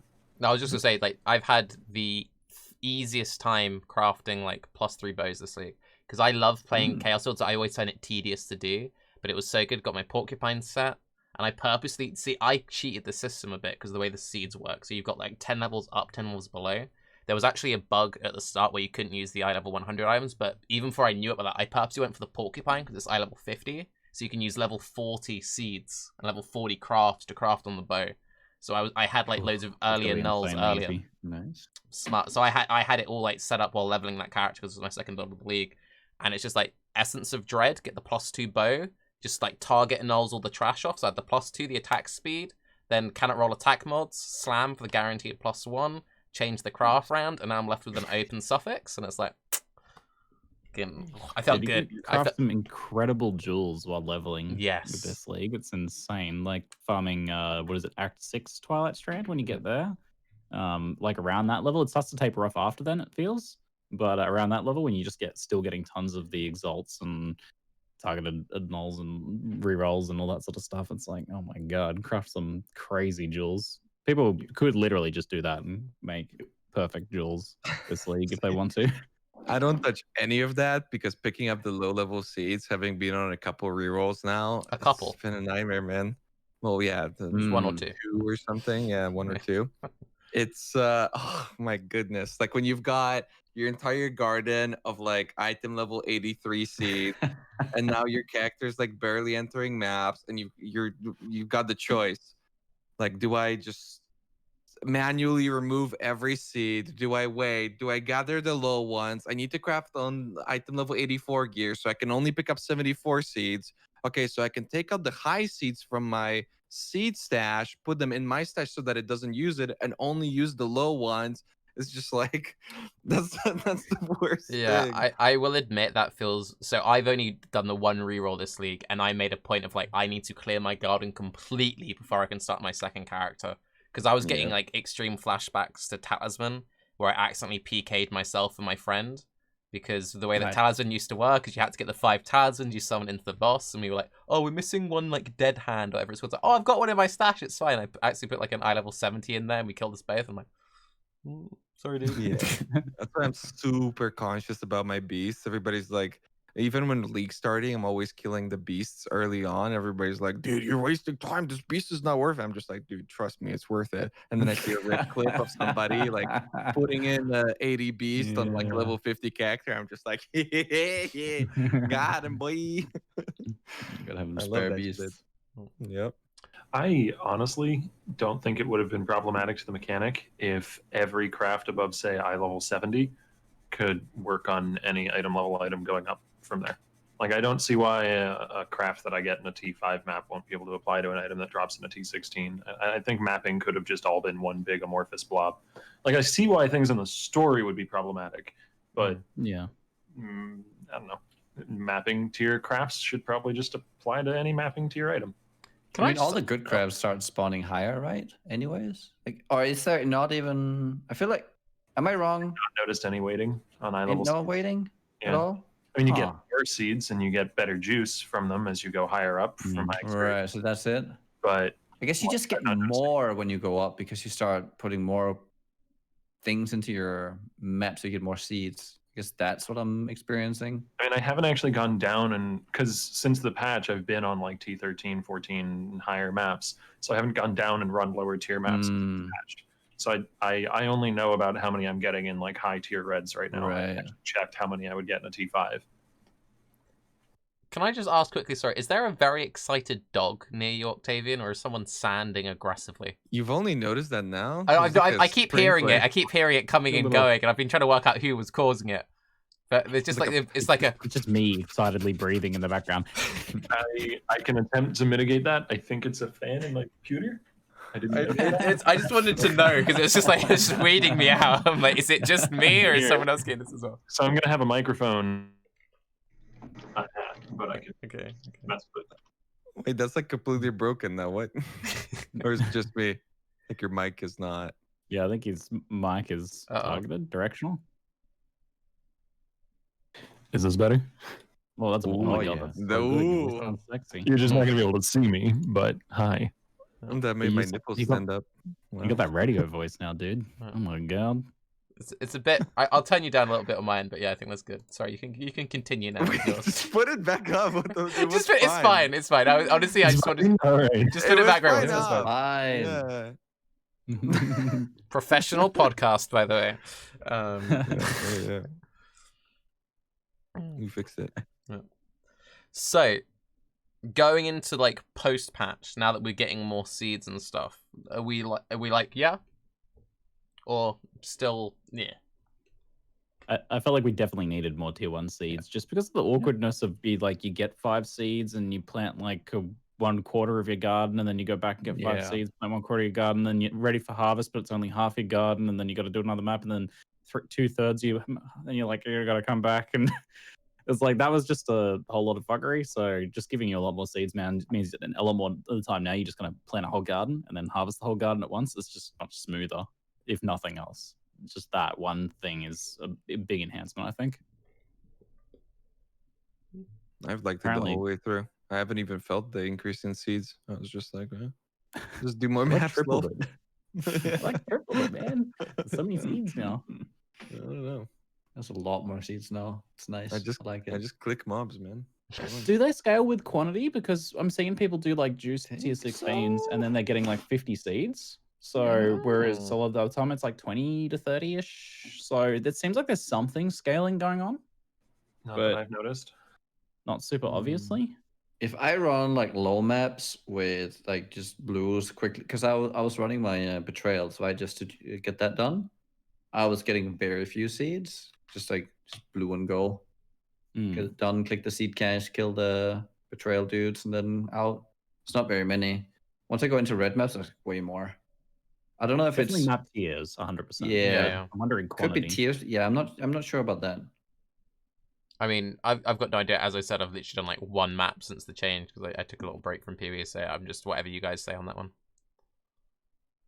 I think there is some sort of quantity scaling going on. There seems to be too much of a Maybe- difference between like the Mega Juice maps dropping like 50 seeds. So. Maybe the Mega Juice maps had Ivory Watchstones, and they were like T19. So they were still scaling up here. Yeah, it could be tier there as well. It's true. Pretty spicy if there's like extra 2 levels or whatever on the maps from your watchstones end up dropping like tons more seeds. I mean, they should, right? With how it currently works. Yeah. Yeah. Totally. Sounds spicy. Makes sense. We alluded to this to a little bit, like realistic changes that you could actually see GGG doing at this point. What would you like to see changed? If we all kind of came up with just like one thing, and then we can move. With this league? This league, realistically, like, you know, what do you actually expect they could do in the next couple of weeks that would make the league feel better for you? The safest and most likely thing, and it's not even for me so much because personally I'm really enjoying Harvest. Like I feel immense gratification from like 90% of my gear being stuff that I've intimately crafted with the harvesting experience. I feel personally attached to it all. It's like really cool. But I think probably the best thing they could do for like the wider Path of Exile community, or probably would help on the Reddit side of things a little bit too, is just make them drop loot. The tier 2 stuff, like bringing back a lot of the like exchanging of currency and master missions and stuff like that that's non-crafting related, should probably be on tier 1 as well. But just making them drop a bunch of loot when you kill them, I was like, I kind of don't feel like I need it, and maybe a lot of us who are really enjoying the crafting don't need it at all, because it is very rewarding in that regard. But for the people who don't want to engage in the crafting, it probably would help a lot. Just don't let it explode. I'm okay. Just a little. You sprinkle a little. Just no explosions, please. Okay. I honestly like it a lot. I'm surprised to even say that, but a lot of the problems that I do have is, again, technical difficulties that they've addressed previously, where it's like, well, we'd rather not have a stash in the garden and all this sort of stuff where it's seemingly not fixable, or even things that initially struck me as surprising. Like I felt a little bit debated with the whole, oh yeah, your seeds, they don't even go to your inventory, they go to your seed stash, but they still go to your inventory every map and you have to put them into your seed stash. You debated me. I thought they would like automatically go, but they don't automatically go. So it's like little things like that where it eventually makes sense, because it actually makes it so that those seeds that go then to your stash and not into your seed stash aren't automatically put into the garden when you do click the button. So yeah, there's a lot of clunkiness, but it doesn't seem like clunkiness that's fixable, and eventually it doesn't necessarily grow on you, but it becomes tolerable enough to continue to enjoy the mechanic. There's one thing I would love to see. When I press V, or my league mechanic thing, where no matter where I am, I want to open my seed stash. Even outside of the garden. Okay, I've tried to do that a few times. Yeah. I'm like, oh. Like, let's say you make a new character, right? Like, how do you just want to, like, you went through a few things, you're at the new town. Like, is there even a seed stash in the town? No. You can put one in your hideout. I'm you sorry. Can put one in your hideout. Oh But yeah, my God. it's either the one in the hideout or the one in the garden. And if you didn't know, yeah, you Well, can put now one in you your don't hideout. even have to. You can press V when you're in your garden to access the stash now. So Yeah, that's pretty cool. give me that. But like, even the one you get as a decoration for your hideout, like I had no idea about that. Like I had to point it out because I was just, rushing at the league start, and I was just like, what the fuck? I'm supposed to go to the thing every time? It's like, nah, dude. You go to decorations, you type in seed, you scroll down, you see the thing. Okay, you put it in your. It's just like, what? Oshabi should probably hand that to you at some point. Yes. Yeah, like old masters, right? Where they would just like hand it to you. Actually, I will just say quickly, is just kind of like a learning thing for future leagues. If they ever do another, like, here's a new master and you've got this whole crafting system, this league could have really benefited from an Ashabi tutorial where she's like, hey, dude, here's your thing. Here's like a little quest. You come back, you talk to me, I give you the next thing. I was speaking to a couple of people. I think it was Pi who said this to me. She had the issue where she didn't know she had to go back to Ashabi to then get like the diffuser or something. And I think a lot of people had that issue early on in like the first day or two, where they were like, "Yeah, I kind of like that." Really, but like you just click on it and you get it. But they went like they really forced you to pay attention, because you just wouldn't get the next thing unless you actually like fulfilled their mission. which with Nico was always really weird to me, that you suddenly had access to all these things and he would like soft point you towards them, but you didn't have to actually like purchase the flares or do any of that sort of stuff. Here it was like, yeah, you're not getting the next thing, which to be fair was a little bit tricky trying to understand how the T2 seeds and like where the hell you get the thing. And then as you guys pointed out earlier, and especially Octavian gave like a great example, a lot of that shit is just completely unnecessary. So like it really wouldn't have been that deep if it's like the first one just like, hey Exile, here's the collector, which he kind of does. All right, here's a tier 1 seed. All right, cool. Here's a tier 2 seed. She tells you how the adjacent bonus works. Okay, done. And everyone can like get it. But instead they're just like, here's a collector. Click on me every now and again. There'll be no prompt to, and I'll give you the next item. It's like, but I think for me the main thing that I would really like to see, and it wouldn't do much to improve the mechanic, I think it would just improve people's like enjoyment, would be having actually like clear visuals of when your garden's actually ready to be harvested, because that's the thing that annoys me the most. It's like, oh, my stuff's ready to be harvested, yay, and then I go in, I'm like, no, it's not. There are 2 that are ready to be harvested and the 80% haven't ready to be harvested. So having come on some kind of like progress bar or something so I could really see when I can like come in and out would be really nice.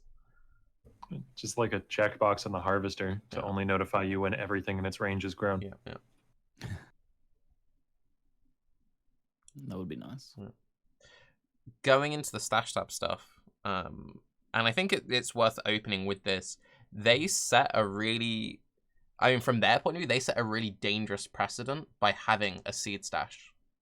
Like, just having that for a league mechanic is, for them, is pretty dangerous. It's like, well, now whenever we make a new league, which has got some kind of like a item-based system, they need to kind of justify, well, we gave them this stash once for free. Do we not have to do this every time? So the fact they even gave a seed stash is kind of a big deal. But yeah, what did we think about the whole stash tab thing? This isn't directly about the stash tab fiasco, but more off the point that you just made that I think is kind of worth mentioning, and maybe a larger part of the reason why they decided to give you a stashes league is that without a stash to store your dispensers and storage and all that stuff in, you can't do this league mechanic. If you don't have stash tabs to store fossils in, you can still do delve. It's going to be worse, but you can still do delve. Like the equivalent to the seed stash in regards to delve is the delve machine that like builds up your lightning res and all that sort of thing. It's just that in this case, the delve machine equivalent happened to have placeable items that needed a place to live. So we got the seed stash. What are you laughing at, Raiz? Place to live. A place to live. Okay. So cozy. But that's not really about the stash tab stuff. I just thought it was an interesting point. No, I agree with that. Go on. Who's gonna be first? Okay. No, I think a lot of the things have already been said when it comes to the stash tab, that it was surprising that it came out in the way that it did. I think a lot of people were expecting that many of the slots that we're getting with the new tabs would have been acquirable through previously available tabs by just simply expanding them. You know, people were doing the whole thing, which I am very guilty of, and I always feel really bad about it, which is taking a snippet of something that GGG has communicated about in the past and then using it against them. Sorry, Neon, again, if you're ever listening. Welcome to the internet. Yeah, and but I thought their response was pretty cool, and they're bringing out something that maybe couldn't have not happened, which is the whole auto sort. Whenever you control click anything to your stash, it would be added to the stash affinities, the corresponding tabs. Like that's corresponding. Wait, that's talking. We get what you mean. No? We get what you mean. Stash affinities. Okay, yeah. It would that to me that's crazy. Like it's one of the worst times for me in PoE, cleaning up my stash tab, my quad tab, and you know, any sort of dump tab, or even like managing maps and whatnot. It's pretty frustrating. So I think they were working on it, but maybe this entire situation, to just see the silver lining, sped it up, and I'm a big fan of that. There was talk of them doing that before. I'll say that much. Yeah, but you know, it's like there was talk about them fixing cannot die and proximity shields, and Right. That's fair. There was talk. It definitely like forced their hand a little bit, but it was stuff that they'd been speaking about doing before. So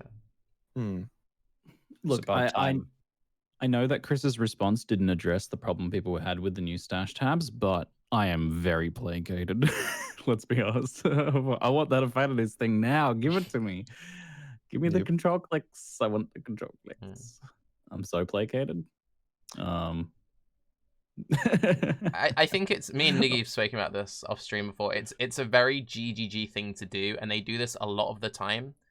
Is they're very good at keeping things close to their chest, and they will make changes which make no sense from an outside perspective. It's kind of like Niggy, you had the good car analogy about like we don't know where the car's going, we don't know when the car's going to stop, and we just want to go to the bathroom, but they won't ever tell us. No, we're going to you know, a really good place, right? Yeah. We're going to the zoo. I'm not going to tell you how long it's going to take. I'm not going to tell you which road we're going to have, and I'm not going to tell you when you can go to the bathroom. All I'm telling you, we're going there. So like, you just have to ask all the time. Huh? If you want to go to the bathroom, you have to ask. Then I'll maybe tell you. Pog Zoo. But it's like, so basically like what they do this with like nearly everything though. It's like they'll make a change which doesn't make any sense. There'll be a huge community backlash. Then they do like a dev post the day after saying, oh, well, this is our plan. Everyone's like, oh, that makes a lot of sense when you actually explain why you did that change. I can completely understand why you've done it that way. And it's like with the whole stash tab stuff, you're like, why are they doing the stash tabs like this? But with the affinities in mind, you're like, okay, it kind of makes sense. It's fantastic to hear that you're finally agreeing to my theory from many years ago that they do these changes on purpose. No, I ride in with a shining armor. I think it's the complete community. opposite. I think it's the complete opposite of that. I think it's one of those things where they don't. They're afraid that if they say anything, they'll be held to it. I mean, we saw this with the whole, like, you know, people taking that clip of Chris at XOCon, which I'm just going to say, like, because I made a video where I had issues with Stash Up. I think taking the Chris out of context at XCon, I think that was really out of order. Like, on a fundamental level. Because if you do that to any public figure, at some point you can catch them in something, you know. And he was answering a very specific question about the currency tab. But it's one of those things where they don't want to say anything because then they'll be like, well, you're held to this now. So they'll purposely keep everything really close to their chest. They'll make small changes. It's like we even saw this recently, like with the patch notes for this one, where they didn't say what all the passive tree stuff was, and they posted that fucking stupid website link which just had every single node on the entire passive tree. And it's just like, this doesn't help. What was that? You know, there are so many different things, and there's so many people, different people in the office that, like, if it's Bex or Natalie or Chris or whoever it is who's making these public posts, it's like, to get the full reasoning behind everything, I need to talk to 20 other people in the office. I need to see everything they're going to say. And then, you know, but it would have gone down so much better if they'd said, hey, these are our plans for the stash tabs going forward. In the meantime, here you go, 40 points. But yeah, I don't like them. As I said in my video. Yep. Yeah. They were the main reason why I thought the data mined information about a lot of the unique MTXs and whatnot that PoEDB had prior to the league was not accurate. A lot of it isn't going to go through because I saw the 3 tabs prior and I was just like, that does not seem right at all. And surprise, it was all of it. Also, one thing that I felt like not many people have addressed, and this was just the way that I read that post, this might be me misreading, I'm curious how you guys perceive it. From the way that post was written, it sounded like tab affinities will only work for premium tabs. So if you want to have auto sorting of like metamorph organs or blight oils, you have to have these tabs. Yeah, it'll be a thing in the right click for the premium tabs. It will be? Yeah, which I don't really like, to be honest, because then it's kind of like, we made the, because it still has the issues that those tabs exist, because it's like you still need to buy these tabs that you don't really want to have the feature, which I'm a bit... What feature? The feature of the affinities. Because if you don't have the premium tabs, the affinity doesn't exist.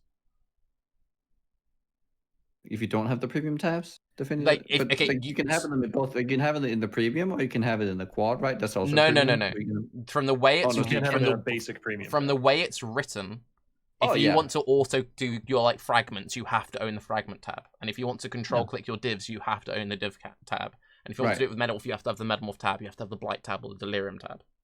It's an upgrade for the existing Yeah. system, effectively.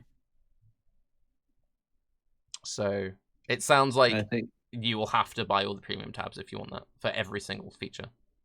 Now Well, imagine. it's their idea for now. Yeah, it might change. It might So change. then we give feedback to where it might be a good idea to make it so that if you have purchased premium, because the way a lot of these stash tabs work, at least how I see it, is that they give you a much larger space and with a unique feature to them. So like the div one, for instance, if you had the affinity for the affinity tab in a normal premium tab, and you try to put all your div cards in there, sure, you just now have all your div cards in there. Still kind of sucks. You can't really see which ones are which. So the div card tab is still really good, and people will still buy that as long as they make these extra premium for league specific stuff, have a feature that warrants their purchase, and then they have the affinity for all the others. It's fine. They also give you tons more space in general than a little normal one, even than a quad one, because they don't. The way things stack in the normal tabs is they don't go up to 5,000. They generally go to like 10.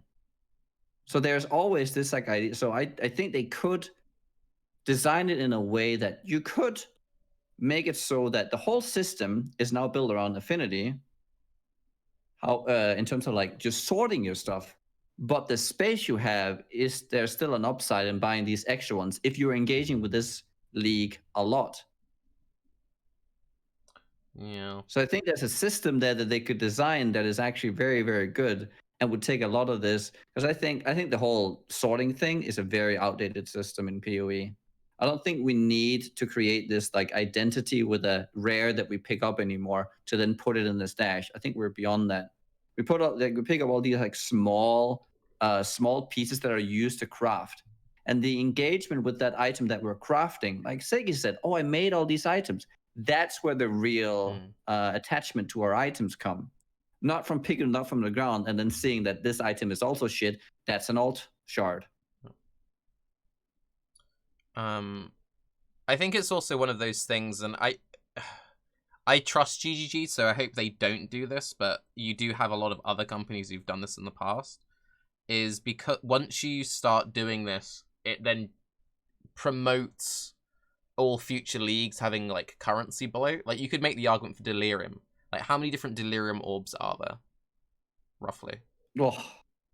Like 15 to 20? 15 or 20 or something. 20? Do we Yeah, need? No. there. Like it could be just like one orb that applies a random reward to the map. We don't need 20 different types of them. Well, why not? Why don't we need 20? No, that's what I'm saying. We don't need 20. It could be Why one not? orb that applies a random reward. Why? Because then now then you it's can't only put one random item currency types. rather than 20, which then means Yeah, that but you're not 20 is far more fun. No, but because the whole point is if you have 20 Nugi, then it promotes, oh, now we'll make a tab for this. Whereas if it was just, like if Delirium was just, let me just say this, if Delirium was just the Splinter, the Simulacrum, and one orb, they could never sell a premium tab with 3 slots. Even if they stacked to like 1 million, no one would be like, oh, that's fine. Oh, okay, like that. So that's the issue. So you could make the argument that this promotes that any future league they make, they purposely make more like orbs and more currency types, and now it's, you know. So again, how wasn't that already promoted though? I don't see how that's a new thing. Well, at all. but before it was I agree. That's fair. Like you put bloat in, so they'll just buy like a normal stash tab. So I guess you can make that same argument. That's fair. Yeah. I mean, it's always been like a business model from GGG. Yeah. So like kind of overflow you a bit, so you kind of have to have more space. That's fair. Yeah. It's good too. I mean, let them make their money. God damn it. Yeah. Yeah. No. But That's my like end thing is like I'm not like I see all the arguments and I'm like, yep, these arguments all make sense, but I'm not overly offended about the stash tab stuff. That's I guess the end takeaway. Like looking at these new tabs, how are any of them any worse than the fossil tab? They're like the same as the fossil tab. Like yeah, they could have gone in the currency and fragments tab, but is it a huge deal? I don't know. I'd much rather have a fossil tab than a metamorph tab, Yeah. to be honest. Yeah. I think that one I gotta kind of stop you a little bit on. Also, I just want to maybe Oh, sorry. maybe if Tane starts showing up 3 times as often, sure. Yeah, but then the price point, no. I just want to say quickly though, Raiz, to something you said just a second ago, because I agree fundamentally with just let them make their money. Like if they decided that for 10 points you can add an extra row to your currency tab, I would buy that stuff up. I don't give a shit. But what you said about who cares, just let them make the money, goes against everything you say every single league. Because you hate picking up random league items. When Harvest was announced, you're like, oh, I've got to pick up seeds. This is bullshit. Like you hate it. Like you fundamentally hate any league where you've got to pick up random small things. Like you had that issue with Legion. Sure. You have that with Breach. Like you don't actually want that for the gameplay. Okay, but how about those items pick themselves up? You know, you just like run across them. We're back to Fernando. Any Fernandos in the house? What if you have a pet that you click and it auto sorts to your tabs? Beyond the cluttering of the inventory and having to like put them back and forth in this league, how do you feel about the picking up in this league? Just like specifically for this, like Raiz. Do you mean like? Oh, sorry. Like, because like earlier leagues with all the splinters, that sucks. But like just with the seeding, is that too much or is that acceptable or are we at there?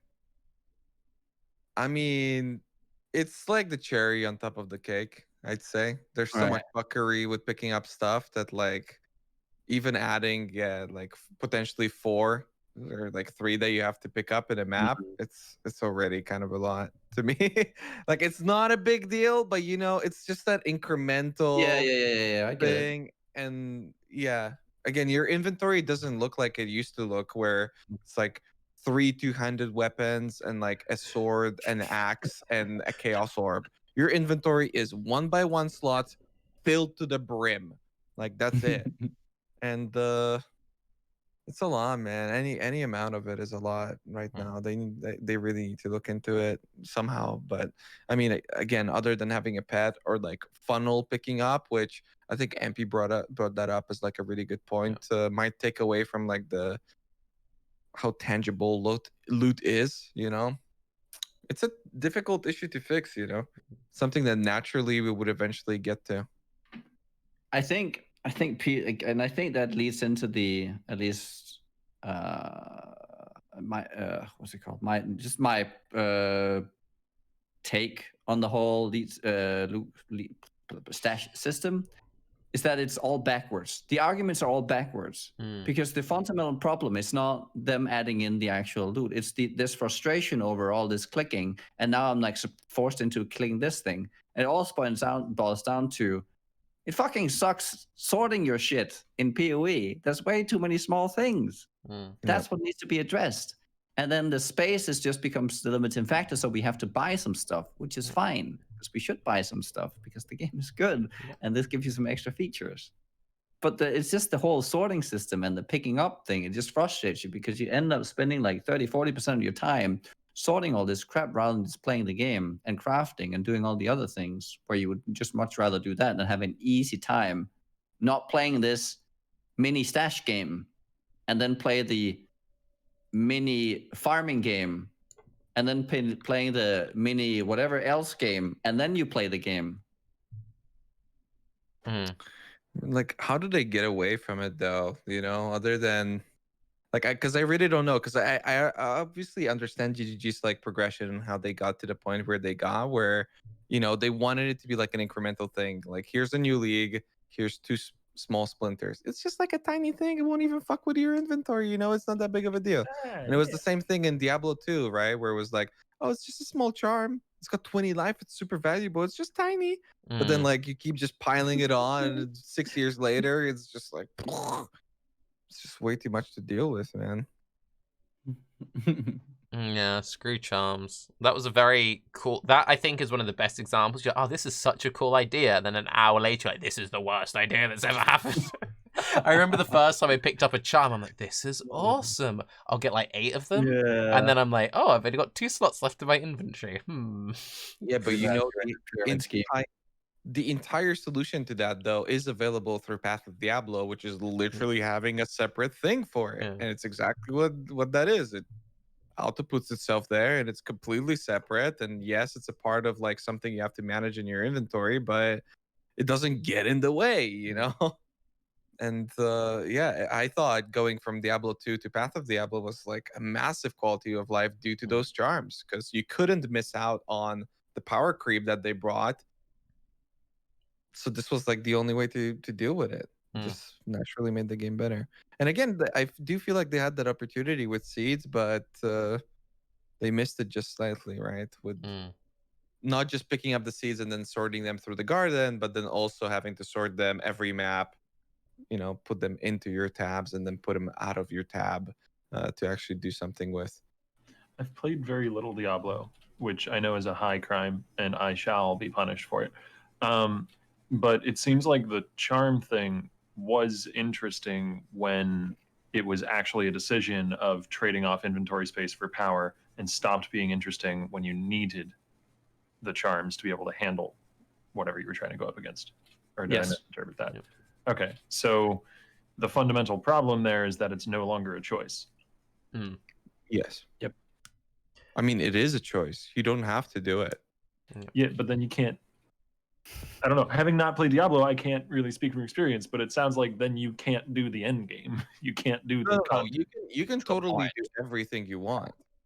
You don't have to do it. It's just like every little bit counts. And these, well, in this case specifically, it's not a little bit. Like these charms were a major function, to the point where if you can imagine your PoE inventory, the amount of room that you have for your wisdom and portal scroll, that's how much room you had left to actually pick stuff up. It was bad. Yeah.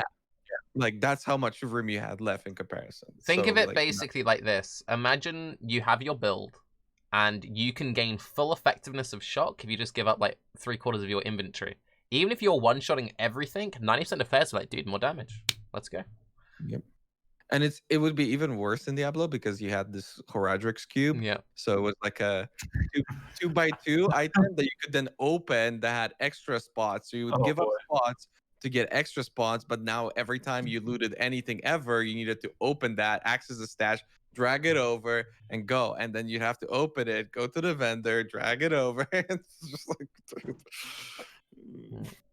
we're getting to that point, man. It is Actually, getting it's way worse because at least you weren't picking anything up, but now in every map you pick up like 40 little fucking squares and you have to. I think the interesting question that gets at though is like what the purpose of the inventory is then, because the problem with Diablo 2 is that the inventory's purpose became convoluted. Suddenly your inventory wasn't about picking things up and getting loot. Suddenly the inventory was about gaining power. And if you're making a comparison to Path of Exile, you have to figure out like what's gone wrong with your inventory. What purpose is it being bent to now that is less fun than what it was being used for before? I mean, you could make that argument now that it's the other way around. So now your inventory dictates the power of the maps you're running. Because you need to be picking up all these fragments, you need to be picking up all of these orbs, you need to be picking up all these things so that your next set of maps is then more engaging. And then you have the thing where it's like, well, because what you used to do is when you used to old school PoE, is like, right, you just have an inventory with like 10, 15 maps in it. And you would happily sacrifice like 1/4 of your inventory or 1/3 of your inventory to have maps so you can run more maps quicker. So you don't have to go back to your stash and pick up less items. Whereas people still do that. Yeah, I still do that sometimes now, but a lot of the time it's kind of like, oh, there's so much stuff, especially like start league and I'm in SSF. Like I want to keep my maps. I'll keep my maps in my stash and I'll do like a backwards and forwards and Well, the thing is too that in PoE there's a lot more like incremental increases, right? Where in Diablo something was worth nothing or everything, you know. While in PoE everything is worth something, which is like the greatest advantage of the currency system. But then yeah, also on top of it, you run into this problem of like the more currency types that you add to the game through fossils, essences, all this sort of stuff, you more and more dilute that, right? And which is kind of odd too, because ZiggyD was always, they always liked the like randomness of it, where you have this like big chunky drop. And I initially thought that through divination cards, it was a really good step to having a system where you could build up towards something. But now it feels like everything is an incremental build up that you have to deal with. But then again, that opinion is also coming from somebody who plays SSF, right? Like if I'm on Trade League, I don't pick up no fucking splinters. I have my bitch boys doing that, you know? I go to trade, I buy the splinters. I only pick up exalted orbs. So maybe it's not as like a widespread issue as it is for the gameplay that I do. I This think mouse cursor has never hovered over anything worth less than a chaos, and it never will. Yeah, but I'm like, you know, I'm sweating when I see a transmute and a chromatic and SSF on the ground. I'm just like licking my chops. I go crazy, dude. I think Prophecy is a pretty good example of that. Like when they first made Prophecy, they probably never thought, oh, Prophecy is going to be a really annoying inventory stash problem later down the line. Whereas now, like, there are so many just like random Prophecy things that just drop on the floor, and then sometimes you want to hoard a bunch of them, and then they've got no visual distinction between them, and they're in your stash. I don't know, do you guys ever do that? You end up with just having like a random tab which is like half filled with prophecies, and you're like, okay, I've got my good ones on the right, and then all like the junk kind of ones on the left, and it's just like becomes this huge massive mess. No, bro. I never remember to do my prophecies. Okay, you just ignore the system completely, but do you still pick up the coins? I just forget. Do you still pick up the coins though? They shine. Sometimes. I don't ever pick up the coins. What? How How can you Never. pick up a transmute but not a coin? You're crazy. Yeah, You I call hate the yourself coins. an SSF player? One That's serious question I did want to ask though, and before we move off from the stash topic, do you worry that when the affinity stuff finally comes out, because it won't work on rare items, you'll have people just not picking up rares? Like we have that now where people only pick up some influence bases and stuff. But do you think we'll have like even less actual items are picked up than you're only picking up like currency? Definitely. Sure. Yeah, because they're going to be the thing that doesn't sort. You know, they're going to be the annoyance. So people just stop. Like, yeah, if you have this now new smooth system where you can just control click everything into your stash, but except for that 2-stone ring over there in your inventory, that ain't gonna sort. You got to do that yourself. Are you gonna keep picking up 2-stone rings, or are you gonna say fuck it and just not bother anymore? They can't win. Man, that's tricky. Unless there's again like a just shoot, like a move all button, and everything that doesn't get out sorted gets moved to your dump tab. But then you still have to sort it at some point. Okay, how about this? What if we have like Raiz can have his little characters picking up loot for him, but what if you've got like Barry the blacksmith and he automatically picks up all the rares and he throws all the junk ones away and then he just hands you the nice pretty ones? I think that's we need to just have, instead of having different stash tabs, we just need to have like 100 different loot pets which will all only pick up individual things. So you got like your alteration pet, and then you got like your chaos orb pet, and then you got like, you know, the blacksmith pet. Turkey, how does Barry know what rare I want? How does he know? Maybe I want the rare, like you get the you get the engineering eternity pet, which teaches Barry like what's a good interesting item, and then you tell like, okay, I'm playing this build, and you send him the path of building and he examines it. He's like, I can see he wants to collect this item. Well, yes. Oddly enough, we kind of have this in Harvest, no? The whole like rolls 10 times and keeps the best outcome. Like sort of like that, you know, just picks up the best outcome once. Like it keeps, I think it's a pretty straightforward system in that regard. Like if it rolls a really high Thorns mod, it'll keep that or something. Yep. Yeah. Right. It's basically just big numbers, yes. Yeah. Anybody got any good items through that? I made the boots on my character with it, which have like T2 life, double T2 res, and 30 move speed. Damn. It's always funny for me also, the whole like whenever I see keeps the greatest outcome out of 10, and I'm like, oh shit, I so rarely see this, and then it's jewelers, and I'm like, oh, that's 10 jewelers.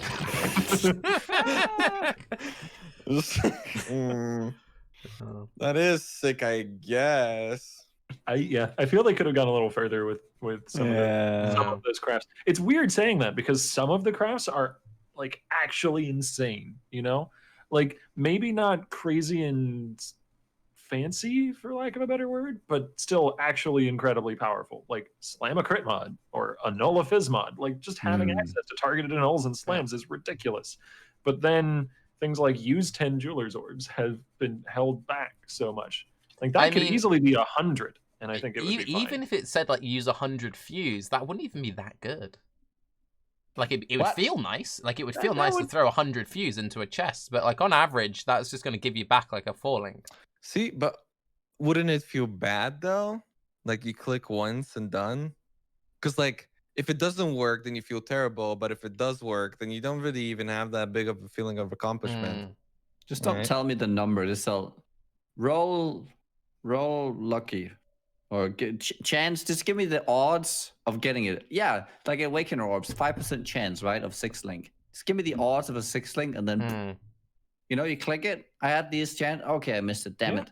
That would be cool, actually. Cool. Like the... No, instead of saying I wasted 100, you know, I had a chance of 5%. Yeah, no, I like that a lot. And you could even do what they did with the Awakener craft and have it have a small chance to destroy the item or move it or screw it up in some way. You know, like 10% chance to 6-link, 10% chance to delete. Isn't it some like ridiculous ratios on those things? Like the Awakener one? Or yeah. sorry, the Awakened Gem one. Yeah, it's a 5% success rate and a 95% destroy rate. That's good. I like that. Yeah, I thought I wasn't sure if that was a joke or not, but yeah, 5% is pretty ridiculous. I will say I do really like the one that you feed gems to. Like you feed it level 20 gems, and it gives you back like a stone which stores the XP that you can put on like in powers and stuff. That's really fun. How does that work? So if you put a So is it the 19 to 20 XP or is it the full from 1 to 20? I think it's the... Is it the full or is it 19 to 20? I don't actually know. It's like 60% of the full gems XP value. Yeah. And it also rolls over to levels as well. So if you do it on level 1 gem, it doesn't just go to level 2 and then stop and waste the rest of it. It actually uses all of it so you can like multi-level. Yeah. So you can, like, take it all the way up. That's sick. That's so useful for someone re-rolling all all the time who wants higher level right, Raiz? Yeah. Think about how many new builds you could make. I don't know what you're looking at me. You just keep using the same XP over and over again. Listen, after using 21 Volerbs and trying to get an essence drain to 21, you know, I have plenty of those. Yeah, if I can just get the craft, I can level so many gems to 20. It's gonna be nuts. Yeah. One thing I will just say quickly, I wanted to mention earlier, but I forgot.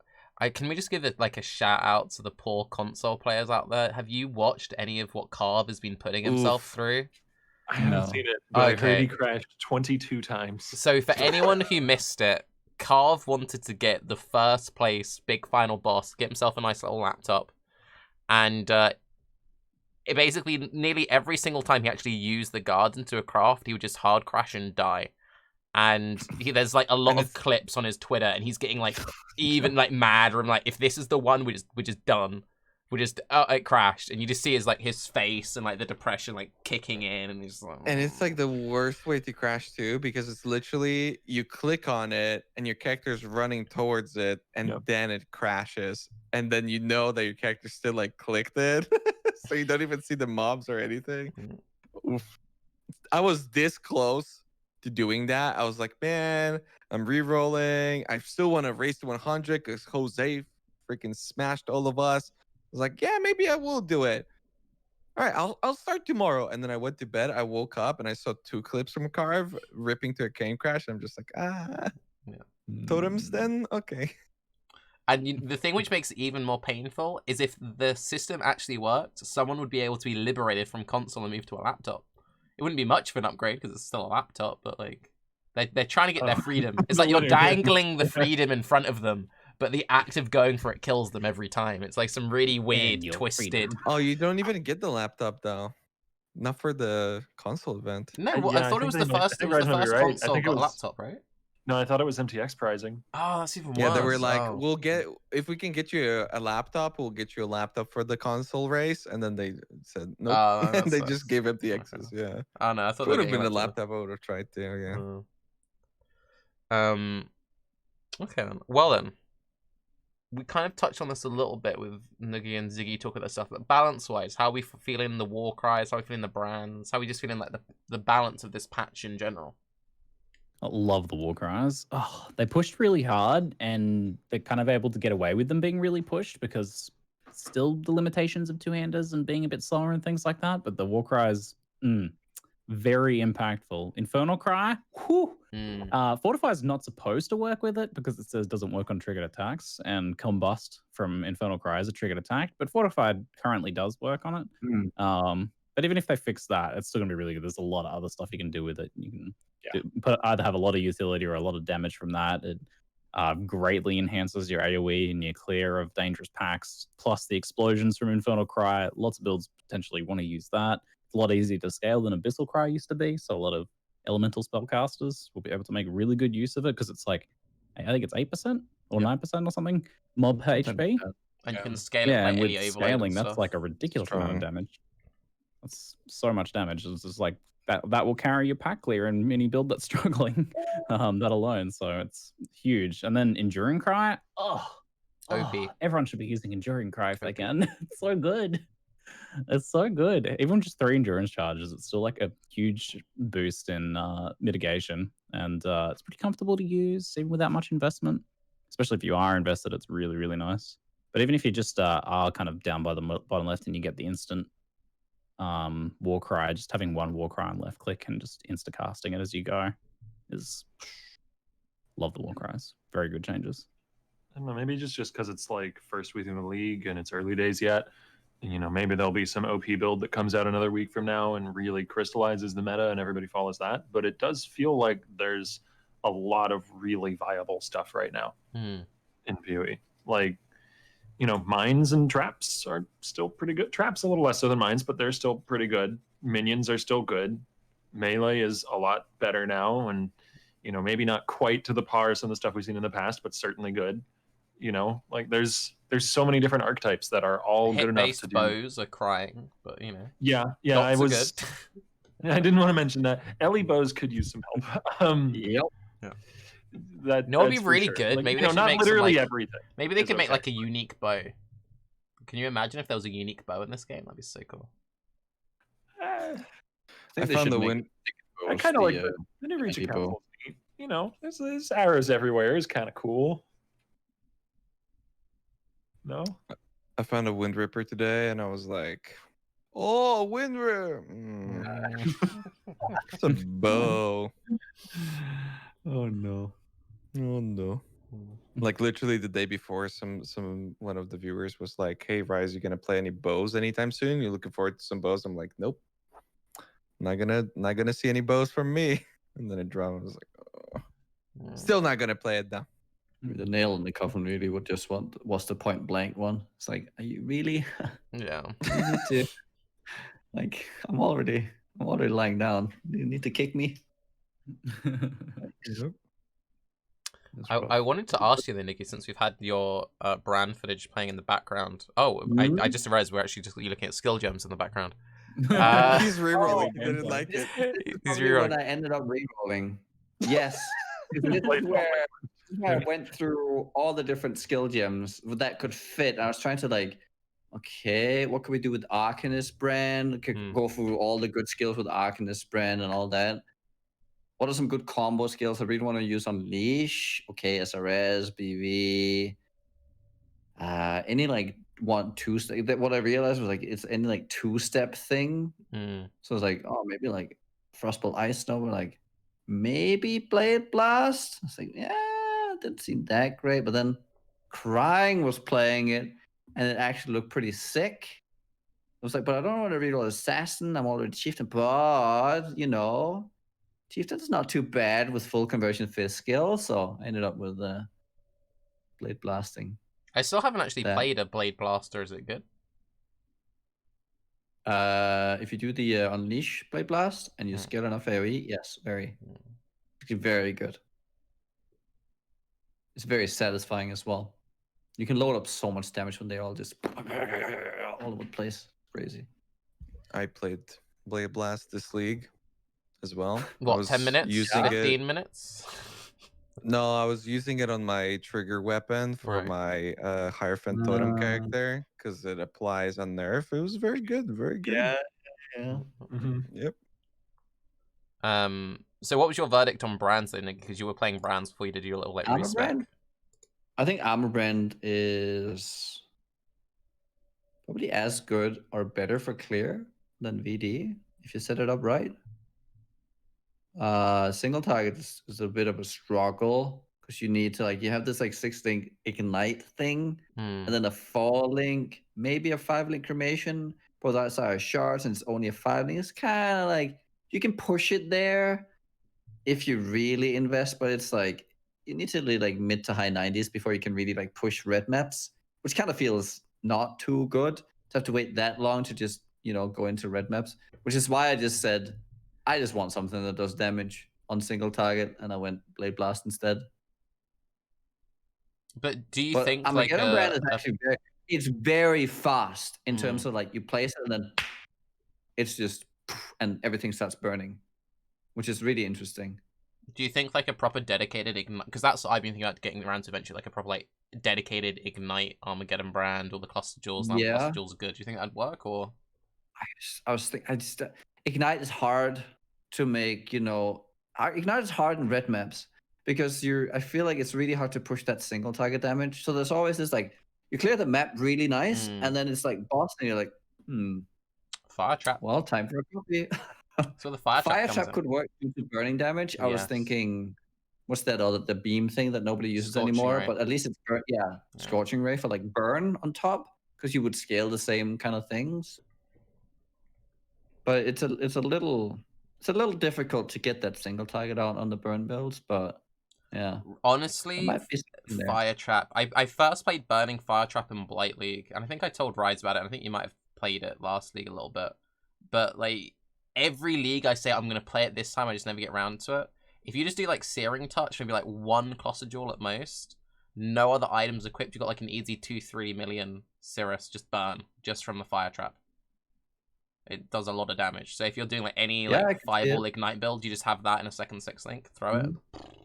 I think the thing that stood out to me the most with having this like hybrid cremation plus Armageddon brand is that I have no access to EE. I feel like on burn builds, if you don't have access to EE, it's really rough with any high resist enemy. Ziggy, really do you know a solution to that? Is there a possible way? I've been seeing a very, very large uptick in usage of Malachi's Artifice. It's a few years. It's been a few years since we added it to the game, but it's getting a lot more usage these days. I like to see it. Yes, if you don't know, there's a ring called Malachi's Artifice that gives you elemental equilibrium, but it's localized to a specific gem and not global. So it solves all the problems with EE builds that hit a lot. Okay, that's pushing it a little bit. I mean, if I end up playing my Armageddon build, I'm gonna use that with an Orb of Storms. That's how I would EE if I get around to playing that character. Yeah, not a bad idea, honestly. I was considering that at the time, but I was definitely considering it. Or just play a lightning skill and then you've got a good build instead. Yep, Stormfire, Stormbind, Ignite. Yep. I did not have that ring though. Yeah, I'm struggling with that too. Every time I'm just like, give me a Stormfire so I can play Penance Brands finally. I think Amy was playing Penance Brand, right, Ziggy? Yeah. Yep. How is that? Is it? She was loving it when the Wave of Conviction stuff was carrying the single target. And then they fixed Wave of Conviction, and it's like switching it over to Penance Brand to try and do the single target. I think she tried Wave of Conviction, 6-linking for single target as well, see if that would still work all right. And yeah, none of that was very good. But we did get a Stormfire, so I have given her she's using that Stormfire now and has switched over to Ignite. So basically kind of like hard pivot on the build. Still Penance Brand Ignites now. And the clear seems really good on it. Single target seems okay, not like amazing. Same problems I think you guys talk about with Ignite builds often with bosses. Kind of like caps out a little bit. But Amy, add a fire trap and you'll be laughing. I'm telling you. Yeah, Yeah. me too. I'll be laughing as well. Don't let this guy bait you into any of that fire trap shit. It's good, dude. It's good. I can't tell if it's a situation where like Penance Brand is just like really awkward to scale and everyone ditched it too early. I feel like there has to be a good Penance Brand build out there. Like the numbers on the gems seem too good for for it sure. not like it seems like it So- should work. Penance Brand is where we stack up charges really, really fast, right? Yeah. And then Mm. it's just pop. And for big damage. Oh, apparently Waggle's playing Yeah. it. So yeah, Waggle will get it right. So I'm it's watching probably Waggle right now. it's She's probably one low of life. those builds where it's like it has a slow build up in the beginning, but then once you like break the threshold of having like enough speed while also having your other multipliers, it actually starts feeling good. Yeah, I think like a probably an Like Inquisitor, explosive arrow. some Kinda- sort of super high cast speed scaler. Yeah. Interesting. God, this skill just looks so cool. Hmm. I love the look of Penance? Penance Brand. Yeah. Yeah, it's pretty. Just when you get the big AoE, it's just like a big gets that real dischargey feel to it. Can't wait to play it. I think their brand rework came out a lot better than I thought it would. Same. Well, I was pretty positive about it altogether, but yeah, I'm happy to see that a lot of it is still retained. Although I don't think builds should struggle as much as they do with the brand recall cooldown. I think maybe if they move it from the brand nodes that are up top with the duration and the cooldown reduction, if they move them to somewhere more accessible, maybe closer to the block nodes, you know, maybe like under cruel prep or something like that. I think it would be a lot better because right now it's like, well, those are really good, but I have to spend 5 points to like get all of them really, and that kind of hurts, you know. Right. I'm just But overall, I'm just curious pretty to nice. ask everyone, what would you want the next patch to focus on, just like skill wise? Hit based bows. Yes, bows, please. Potentially a little spice of wands in there. Well, mixed on top. Yeah, we could have wands as like they're like little hand crossbows kind of thing, sort of shoved into a bow patch. I'd be Smaller okay with bows that lost their strings. Sure. that. I'm the counter vote then. I don't need them to focus on anything as long as they just don't focus on bows. It's a lost cause. Shit. It's a Wow. lost cause. They can't be helped. What? Bows have felt the same way in freaking 2013 as they do now.